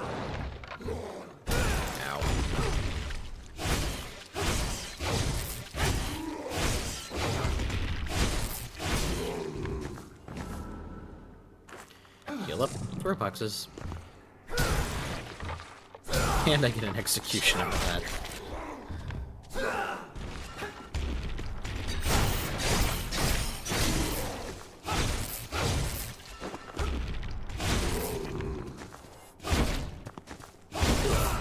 The range of those traps is always throwing me off. But, again, the usefulness of parry is not to be underestimated. More lunar powder, which its use in the game has actually expired at this point. Lunar powder is really good against the Starborn enemies, but we are past all of them now. Oh. Funny glitch. Throw a box into the wall. The item gets into the wall. You can't get it anymore. Ugh, more of these Nycrox bombs. Oh. Funny part. If you pay attention to this, that is the exact scene at the beginning of the teaser trailer for the Awakened Agents DLC, which means likely game execution on this guy.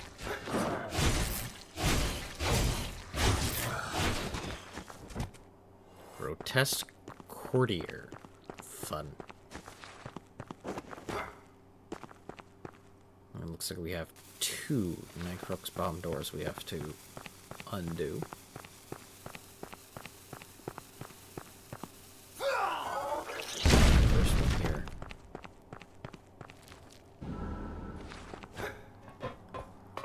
Gets you up this ladder for a pushing block.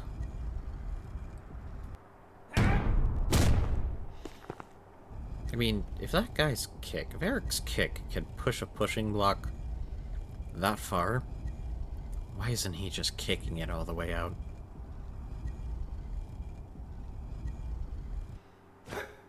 Anyways. Getting rid of this door. We're gonna stop up with it. And we're gonna go back, because we know that there is a save point in this direction. And it's gonna be a while before we have another one.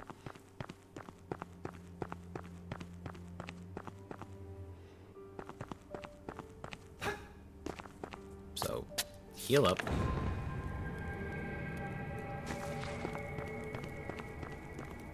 Now we're gonna head back through because the door on the other side is locked. And the elevator, while we are so close to what we want, has to wait until we can get back to it on an upper floor. Meanwhile,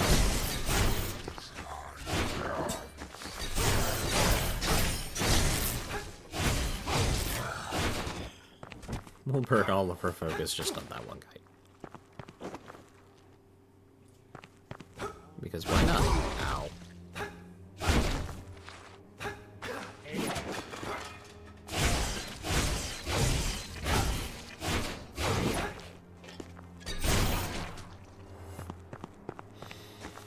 Another Nycrox bomb puzzle. What's behind it? Oh, this room.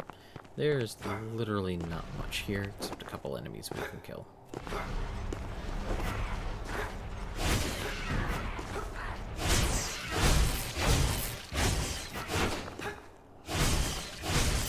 You know, 2,000. Not bad.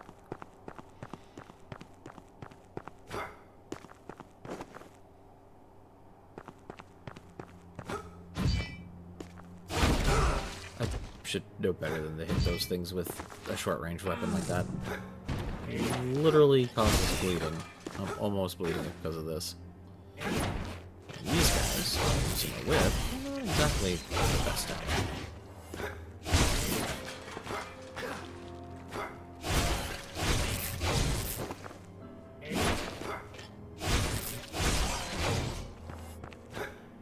Oh, and we are to the point where we need to solve the puzzle.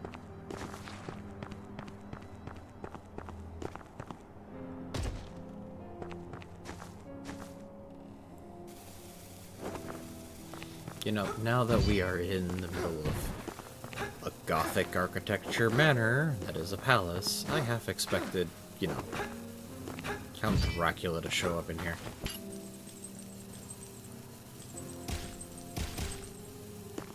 Another Night Crook store passed. And this area in particular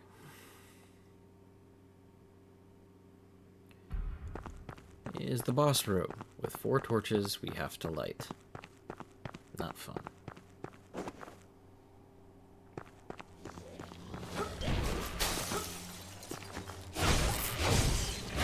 Because of course, we've already done the whole unlock these things before you can get to the place you want to get.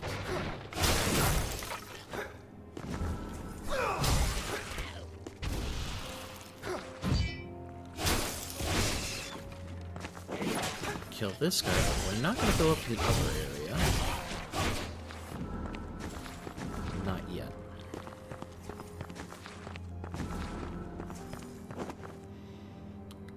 Because I do believe what we want is on the other side.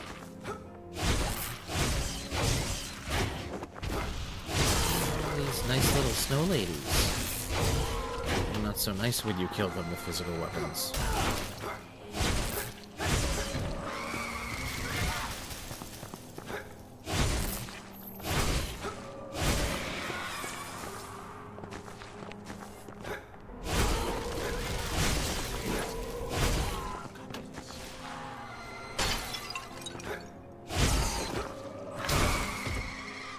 Quit screaming at me.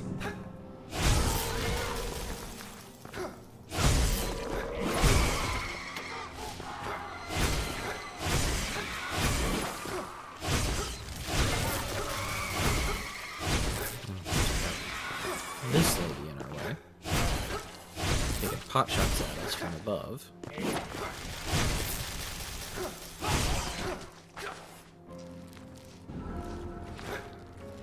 And this is when I learned she can actually attack behind her.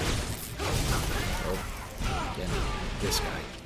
Holy smokes, was I almost dead right there.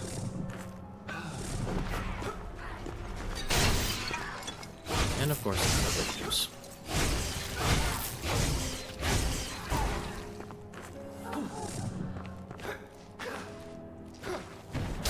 She can turn around and do a backwards attack if you're in the wrong position.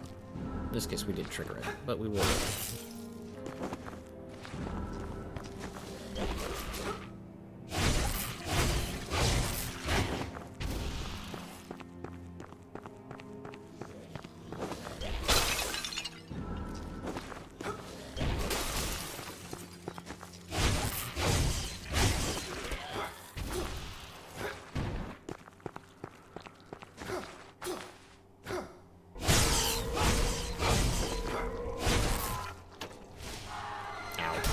Those screams will do damage on transformation.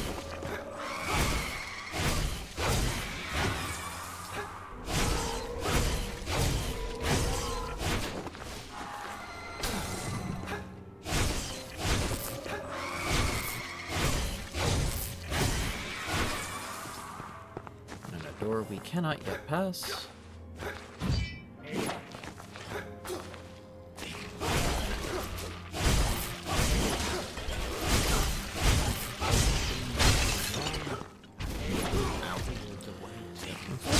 We are actually really close to a safe spot.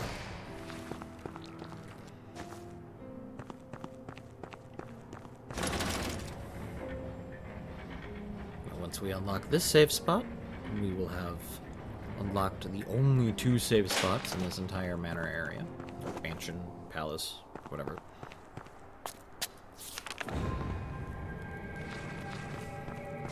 Checking our positioning here. I do believe this is the appropriate way to go, but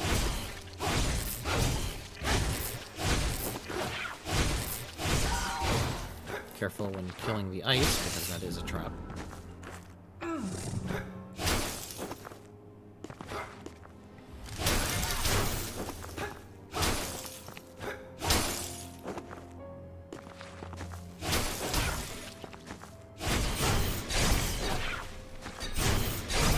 there, she tried to attack me from behind, but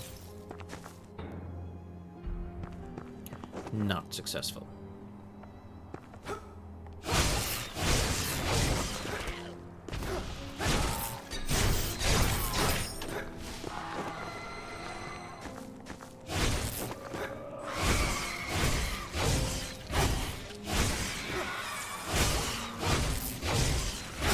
Those enemies will go into a billow of freezing smoke when you kill them.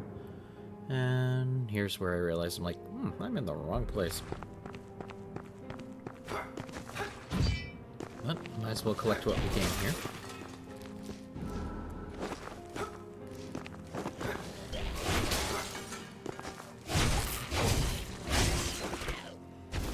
And we'll use dodge from the beast mode to get what we want.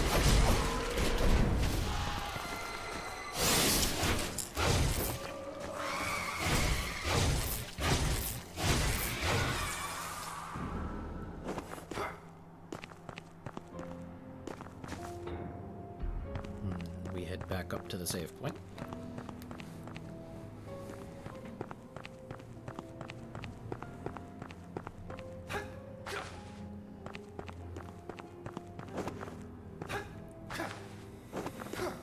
Keep in mind, the ice areas that we walk over are actually behaving like ice and are slick and are difficult to navigate. There's a boss fight in which that is a understood mechanic, but we skipped that boss for now.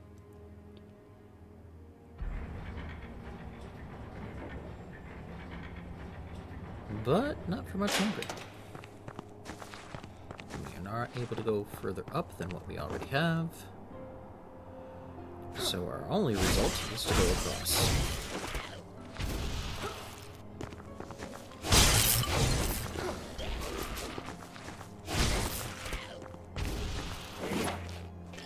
This guy can't evade away behind us, or behind him,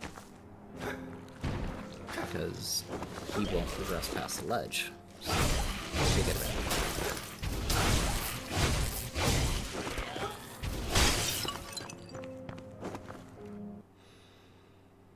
And this area certainly looks important.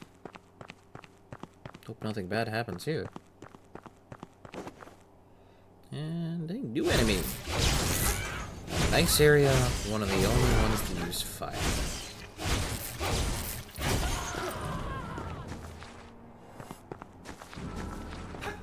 A cursed maiden. And say hello to the worst puzzle in the game. Like, hands down. I hate this puzzle.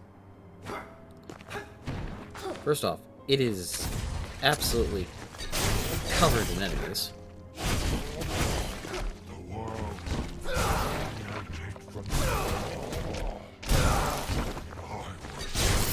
You have to clear.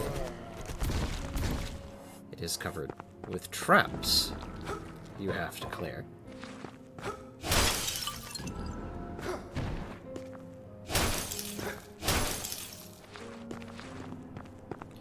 And then, it is this roundabout area filled with replenishing spikes with a bomb all the way down here. And it's got a short timer.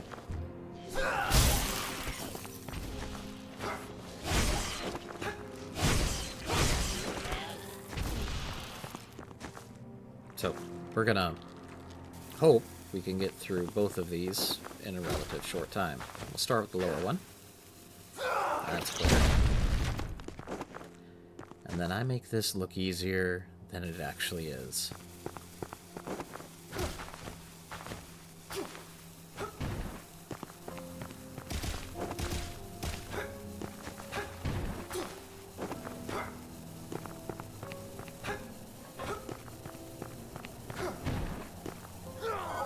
I was within a mere second or two from that actually exploding on my face.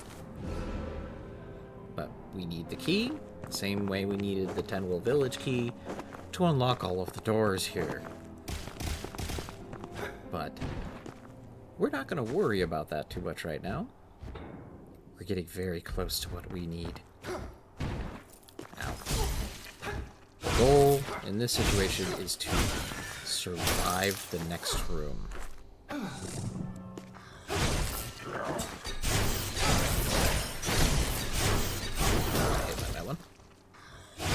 Which surprised me that he didn't hit me more, but I am rather well prepared for this area at this point.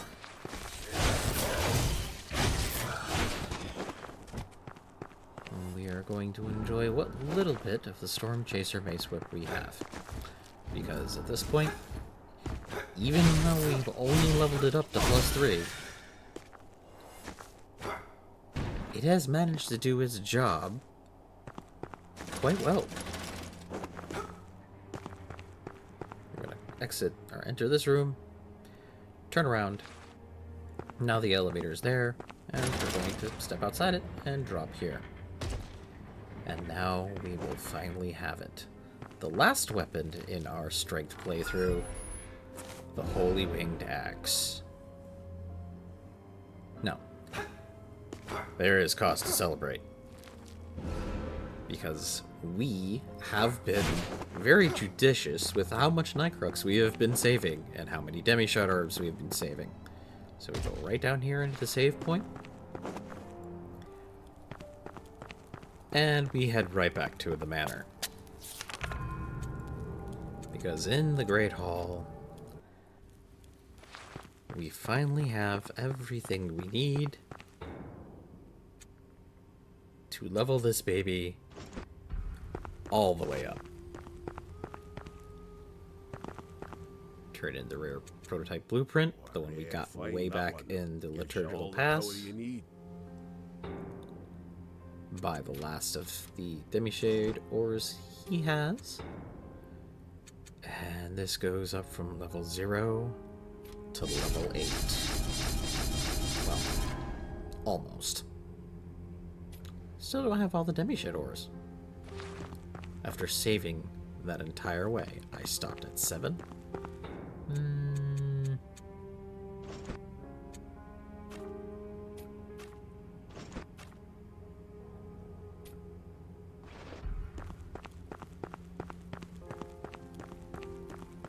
Maybe we could do something about that. Let's go to the banks of the Moonshade Lake.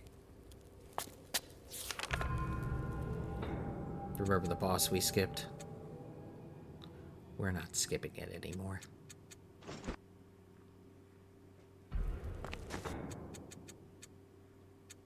And now we're actually using the full crystals. We're gonna want them.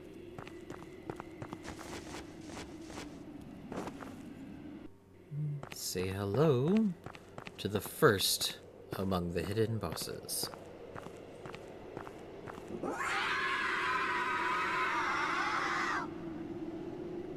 I call him Frozen Eddie.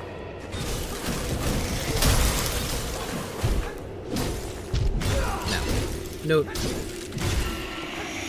I'm already hitting for like 300, 400, almost 500 on this guy, with normal crits.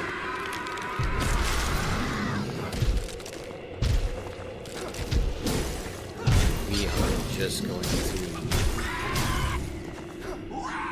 absolutely devastate this guy, of course. Not without flying a few times first.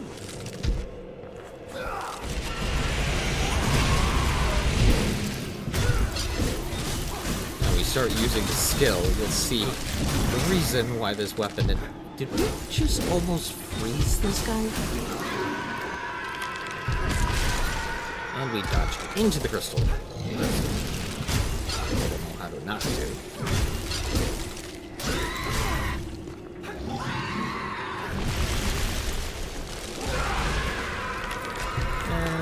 That arrow is undodgeable. You have to jump above it. Note that we are less than a minute into this fight. It's already doing its half-health transition.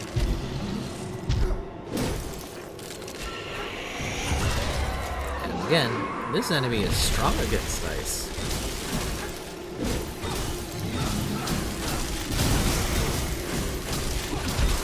And that is the second time we almost froze this guy.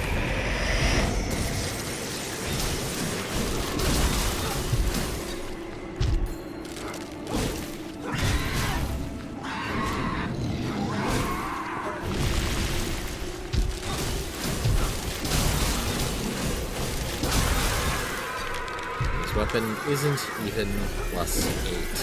It's plus 7. It's the wrong element. Goodbye.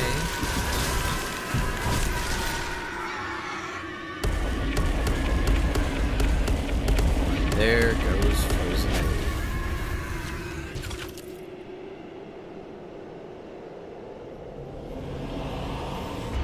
We pick up the Illigarth Boreal Blade, which is actually, pound for pound, the best damage weapon for mine to build, but we don't need it. We are, however, after this. Full Moon Charm, which is the charm for increasing ice damage. And now we have full increased damage for our winged axe.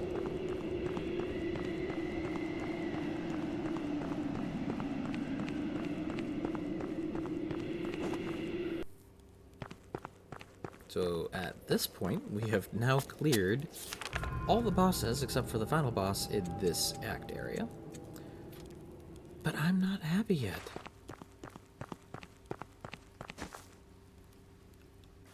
It's time to level up.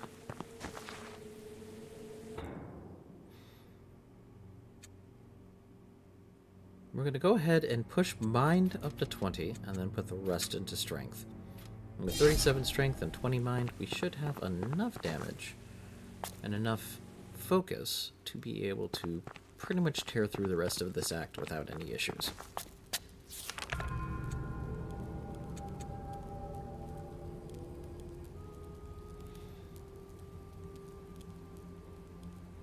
We'll likely spend our time gathering what we need to unlock the boss room, and then before we actually get into the boss, we'll do some leveling up.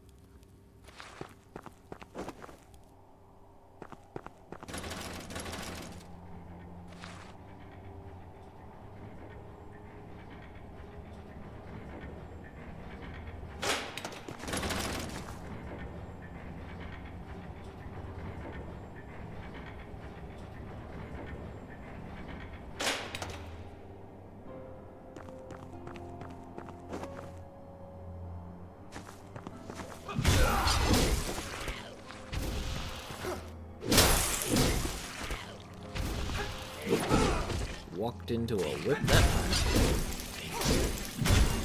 You'll notice that, in spite of the fact that we were doing a lot of damage during the previous boss, the enemies here are even more ice resistant. Not that it prevents us from doing near max damage on everything else. This is the first of the torch items.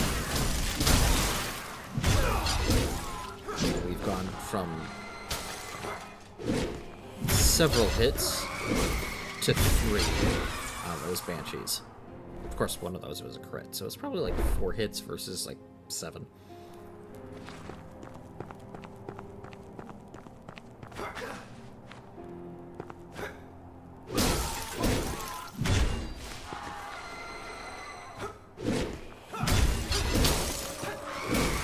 Let's give it a frequency of crit hits.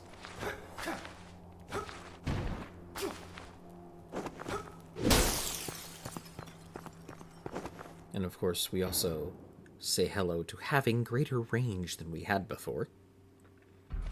Meanwhile, I am getting severely lost in this place. I do not remember where all the torches are.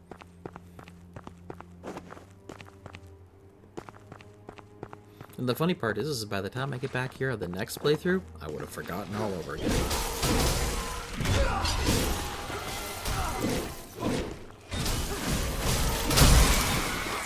One thing I will mention is, due to the strength of this, I do get a little bit, shall I say, reckless.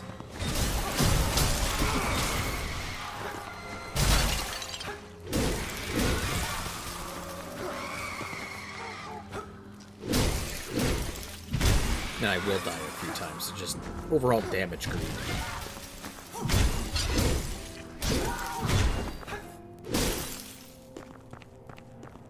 When you're you're swinging around a big axe, you just want to hit things.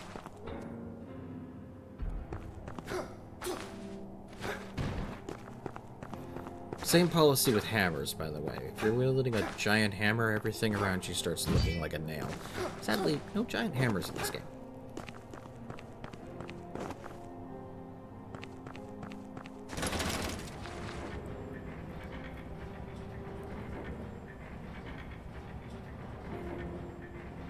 I navigate to try to find out where all the other 4 torches are. I know there's one there. We'll go and get it.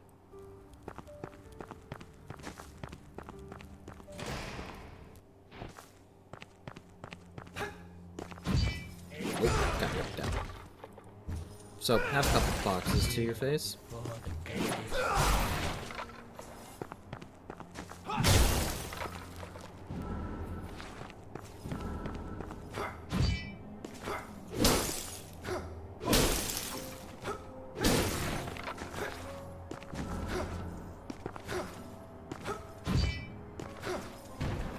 Still not Batman. Especially if I can get whipped like that.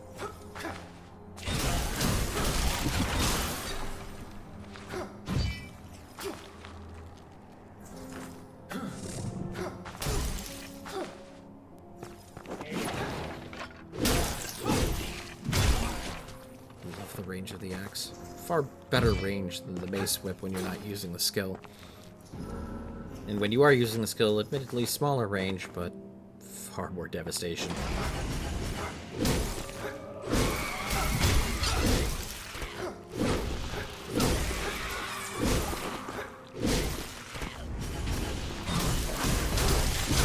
Mention about that greed.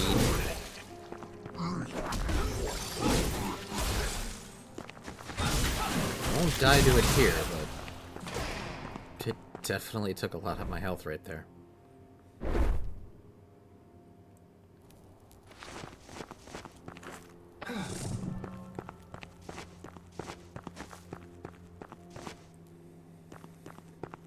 That is 2 torches down, 2 to go.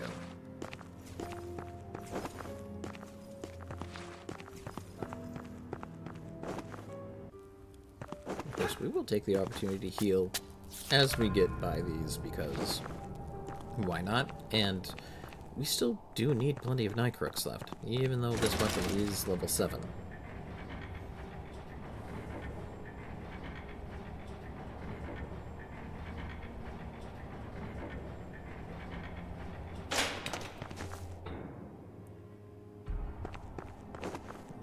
We have more places we need to go up here. That area is locked. It is not openable with key. So, up we go.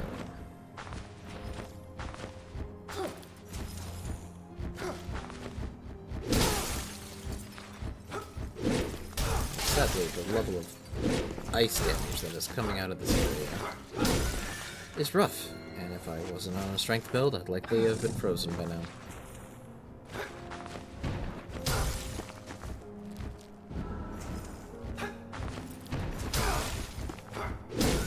At least that guy dies on 1 crit.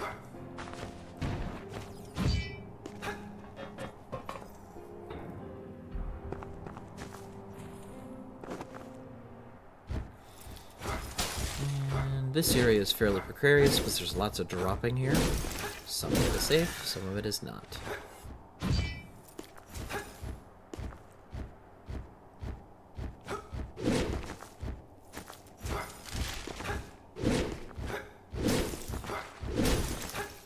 Take advantage of what range we do have of the axe, and we don't bother with that guy for that specific reason.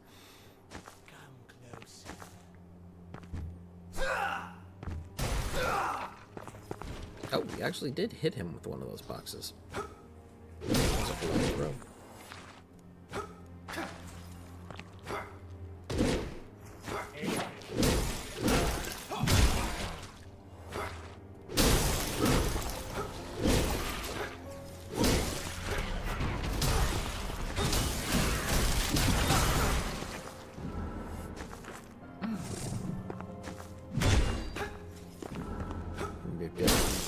extra careful with those boxes because they will deal a lot of damage.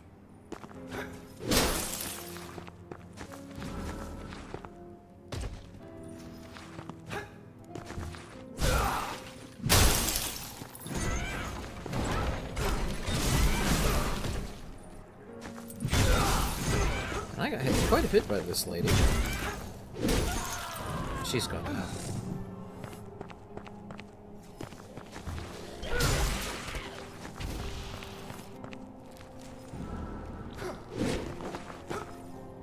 Pick up what healing injections I can, heal up, drop through. Then I kind of realized, maybe I didn't do this right.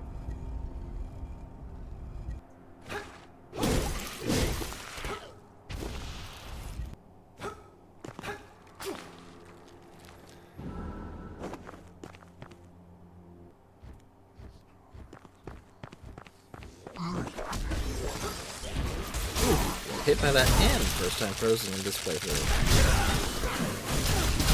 Which basically holds you still until you break yourself.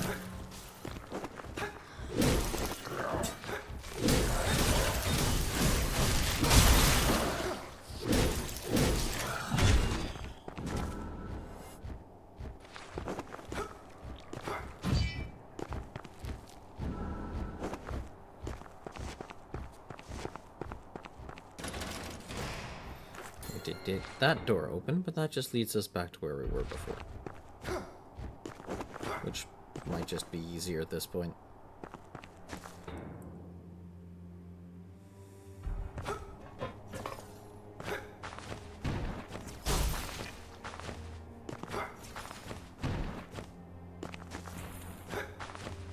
No enemies to worry about, so a quick stride up the wall.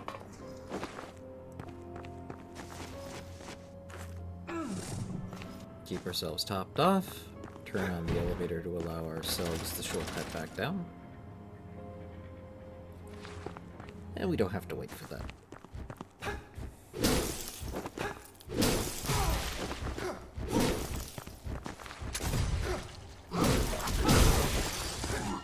Ooh. Execution. At this point, parrying starts becoming a little redundant. Yeah, really good focus and efficiency on the actual skills that we have. For example, the Storm Chaser base whip cost for an attack is 8 per swing. The skill off of the Winged Axe is 5. So with 3 less each swing, the amount of focus saved for a combo that does far much more damage is, it adds up quite a bit, making the need to parry a lot less. Oh look, one of the beloved toys. Look at that four-armed young girl. We need 3 of those, if I recall correctly, to finish up her quest. Not something we're really worried about too much in this playthrough.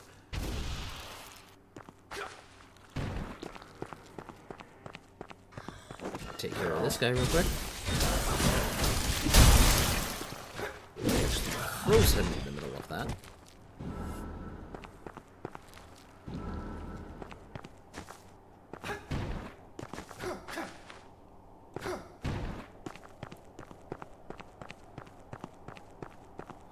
Another reason why this axe works so well is that it has its own built-in crowd control. And so long as you're judicious in the way you use it,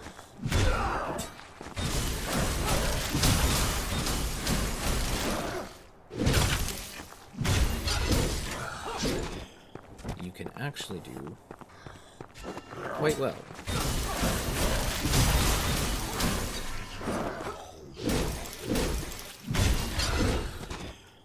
And you don't even have to land the full freeze, because if you get close enough to it, they will just slow. And even with all that, I get all my focus back.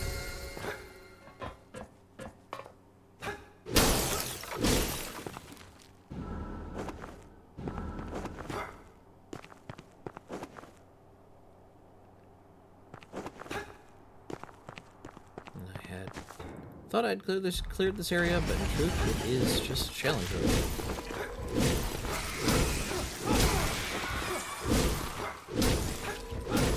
That said, as much damage as I'm not putting now, challenge room, not very challenging.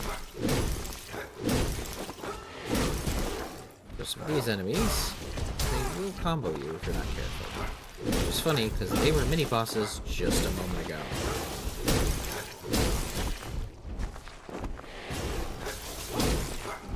That's one down. Goodbye.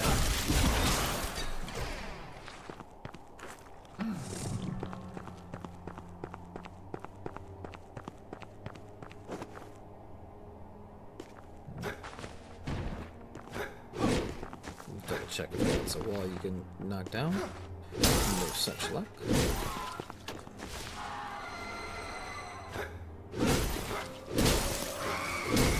Also, with the advantages, I don't have the focus to do this, or the power to do that.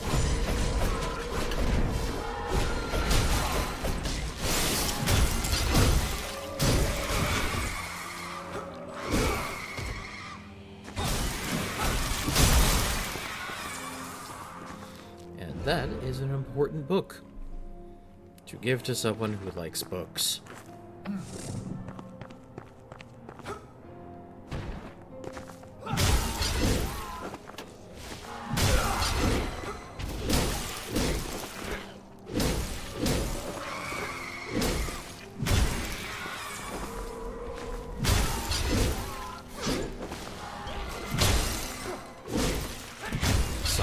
Just no need for commentary. The axe devastates everything that's in its way at this point.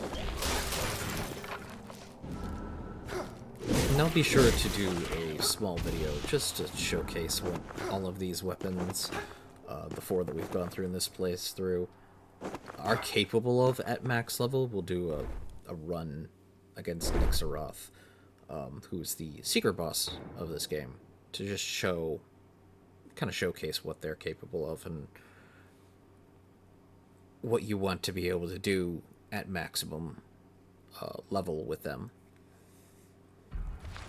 But to do that, that actually requires some grinding, so it will not be a part of the normal playthrough of this game. The grinding will likely just be done off screen.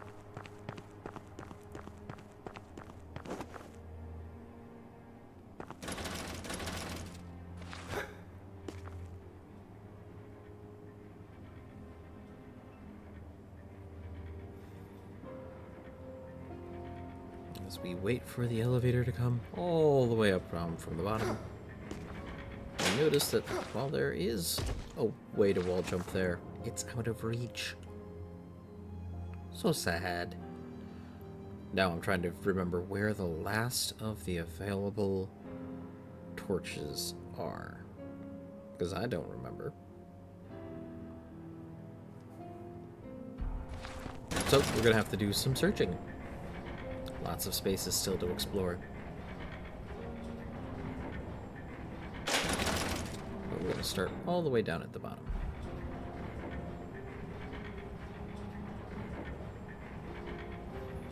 And work our way through. Heal up. At this point, we're no longer really worried about having enough Nycrux to level through an area. There was that attack.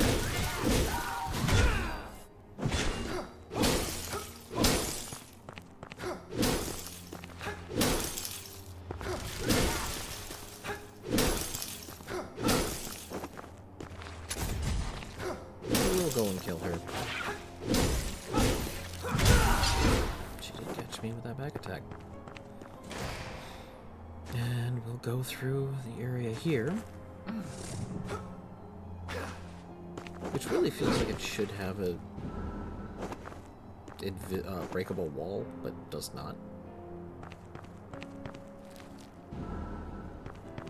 And this seems to have a whole bunch of things saying, hey, you're about ready to get into a fight. I don't see a fight.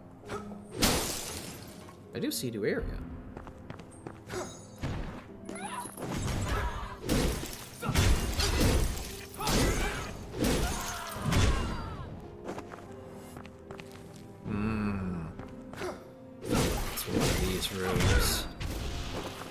distaste for that. This is the palace area where those two teleporting nightmare guys were. So...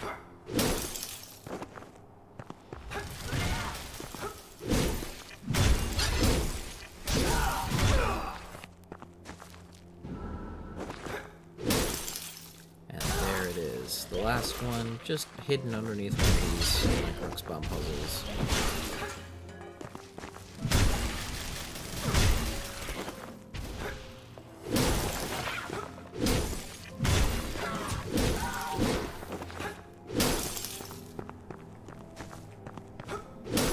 Fairly stable routing at that, so we don't have to worry too much about what's going on here.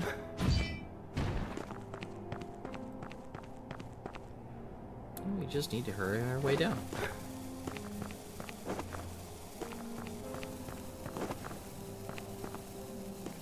Plenty of time. And that's 4 for 4.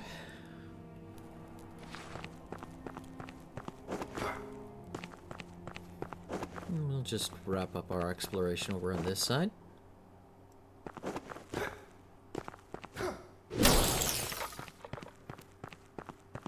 Unlock the gate to the entryway. We don't need to go further than that. Kind of ironic that we're getting combustion powder now. Especially when you really don't need it in most cases at this point.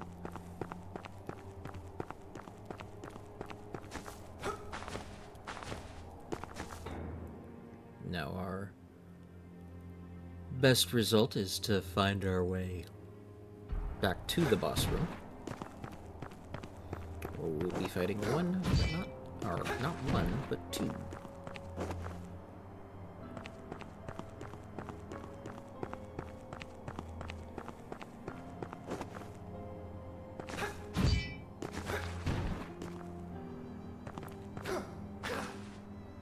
Roam ourselves back to where we want to go. At this point, it's just a matter of checking off boxes, seeing if areas are not yet unlocked.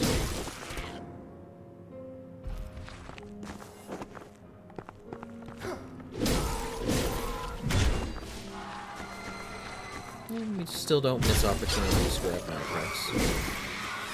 We do have stats to catch up on, after all.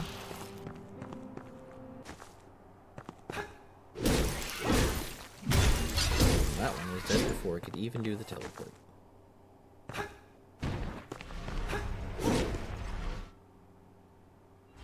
Wait on him. And he's now gone. And one more demi-shade ore. We should have what we need, or getting close to have what we need for the final upgrade of demi-shade ore. We'll probably see that capped out closer to the actual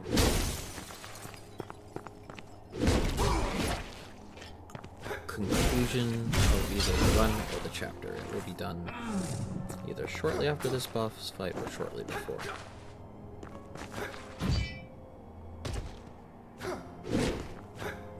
Still dangerous, and yes, I did end up bleeding. Sadly, there is no way to remove the bleeding status effect. You just have to not dodge.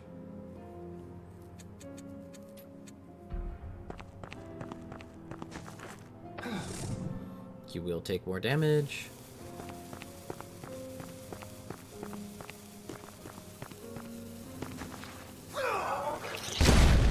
So we'll just rest up here. Give ourselves a few seconds.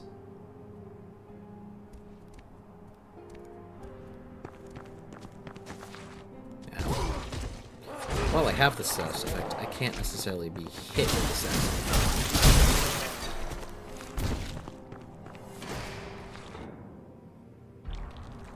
I don't quite remember... Ah, the challenge rule. At this point, we're no longer bleeding, so we'll attach to our hearts. Though... I don't know if I die here to grieve. Nope.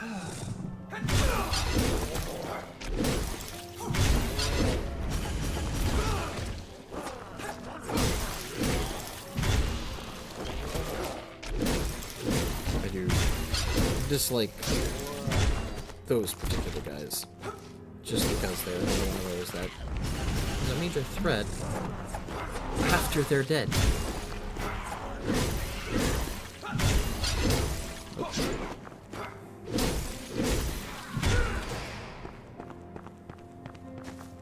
And another demi-shadow art just from there.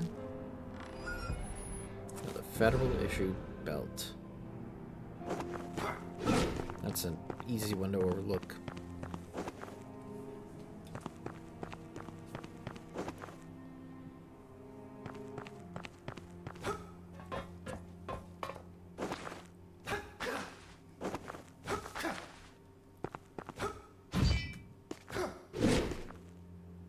Consider where I'm going.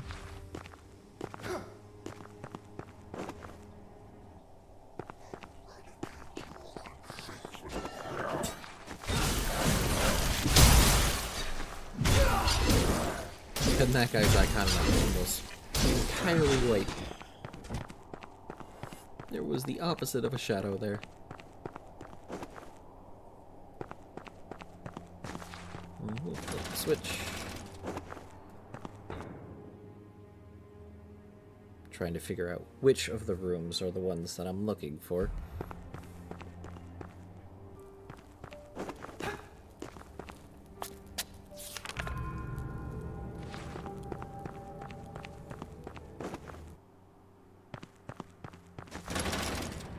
As I recall, usually what I do in a playthrough like this, because of the rooms being the way they are,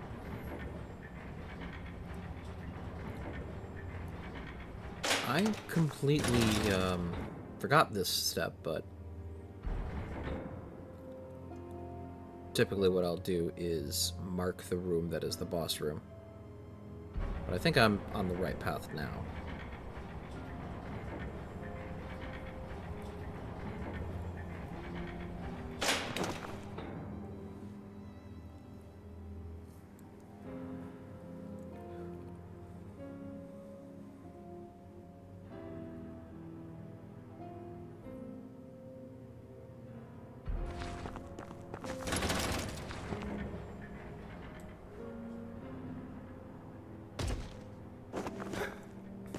Correct myself. No, I wasn't on the right path.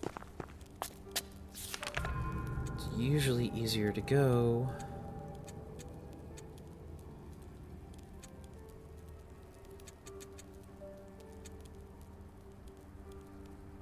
from the clock tower area. I just don't remember which one it is. Even looking at the map now in post, I am still a little bit lost about which one it is. I think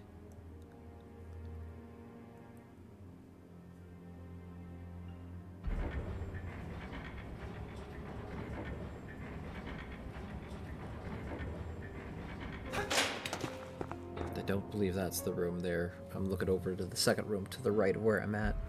I do believe that is the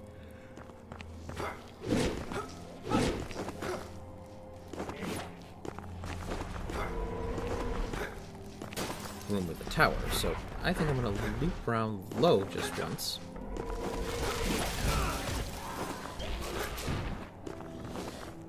Come closer.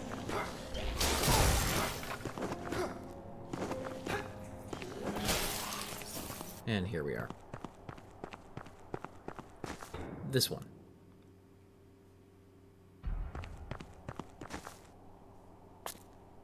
And I might have a little bit of low health, but I shouldn't need all of my health vials. Leave this place. It is not a destination for a cursed traveler. Who are you? Evil. Your soul. And now... She did hit me point blank with a darkness spell there. That sucked.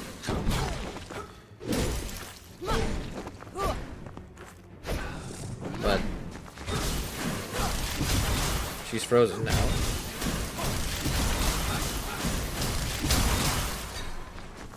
She's frozen there again, but draft didn't take effect.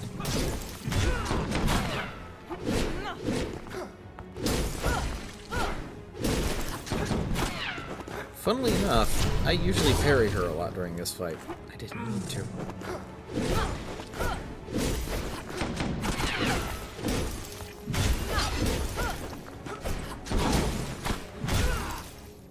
And that's the fight. You will regret this, foolish traveler. Curse you. Your own arrogance blinds I get it. I get it. You're salty. You lost. It's okay. I'll not kill you.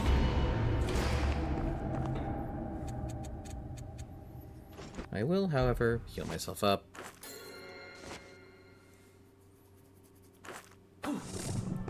And we're going to go fight the boss. Now, the real question is do I one-shot this guy? I've fought this guy so many times that every time that I have fought him has kind of washed over. I do believe I need to two-shot him, but we'll see.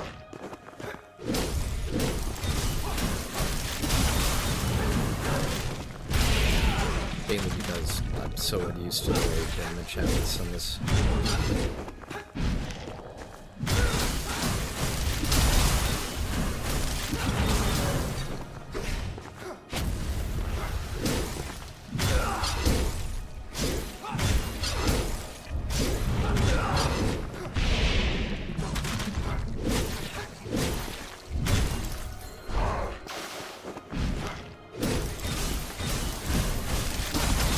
See, the damage output is just incredible.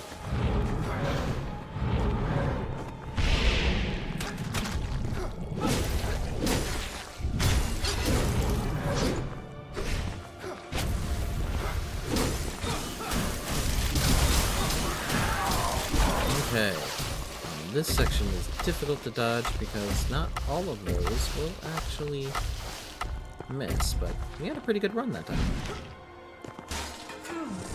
Heal up a bit, and take some wax.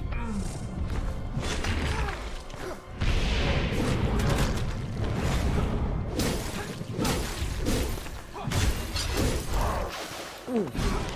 Landed where he did. Don't necessarily want to be where he's at. Up. Jump. That one, you just move away.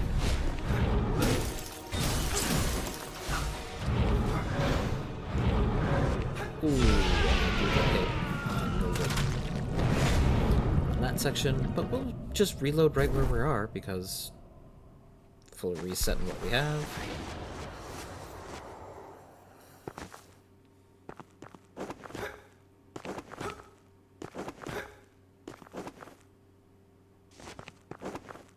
And we can finally skip this cutscene.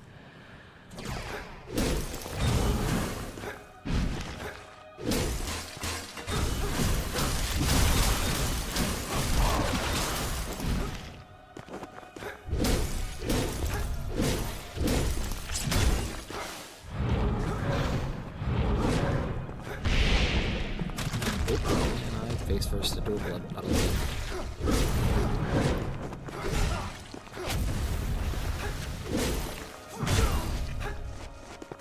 Now, if you did not pick up the Nightcrawlers in the Picture to the Past, this becomes a lot harder because you're missing a lot of health. And you're missing the beast form, which you could use to sort of equalize whatever you're doing damage-wise.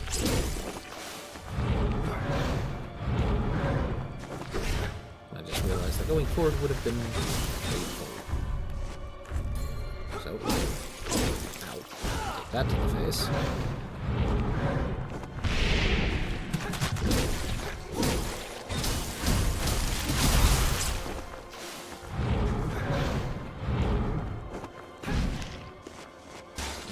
Take a chandelier in the face because I had realized I wasn't quite in enough.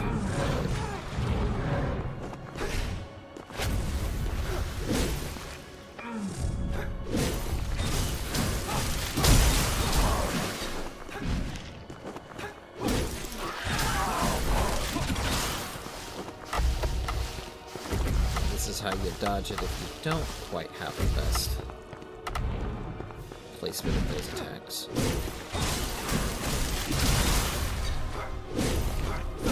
And the stomp.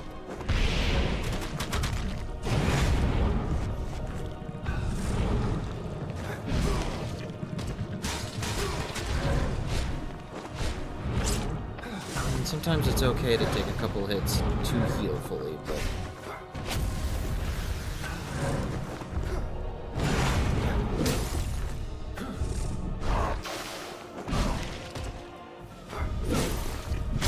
at this point I realized I'm kind of low on health. So I have to be a little bit more judicious in my attacks. I was going to do another large blood wave attack. Out.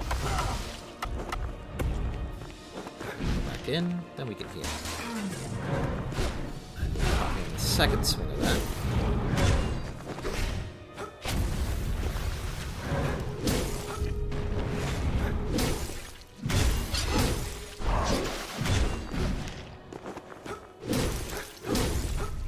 Take advantage of the stringer crits here.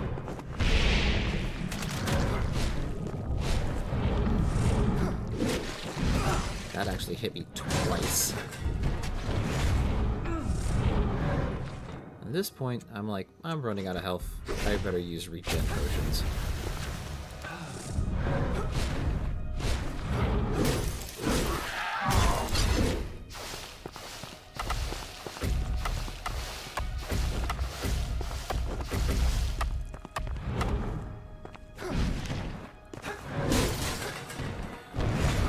Focusing a little bit more on defense than offense, but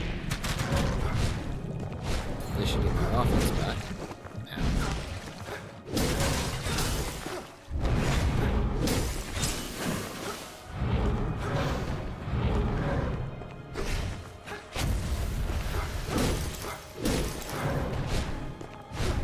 And now he's gonna regret it, because that will kill. There are a lot of big enemies that just face plant when they die. That is the final boss of the third act.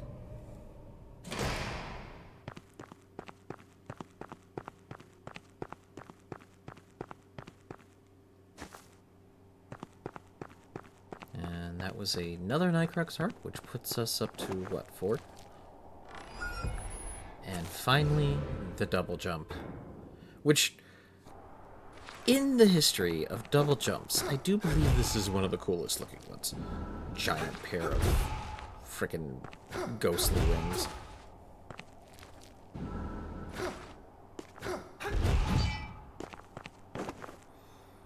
But we won't fret on things too long. We're actually going to try to work our way around to wrapping things up.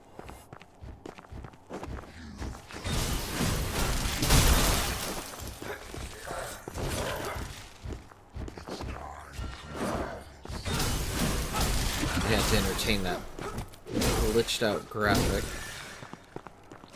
But now that we have double jump, the entirety of the map should be open to us. So we're able to go where we want, do what we want.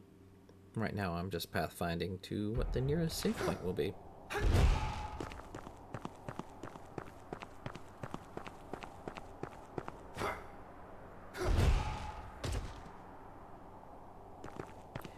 And that will be right down here. We won't bother with the elevator.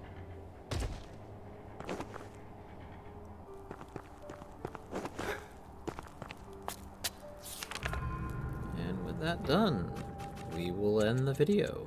Thank you, and you have a good day.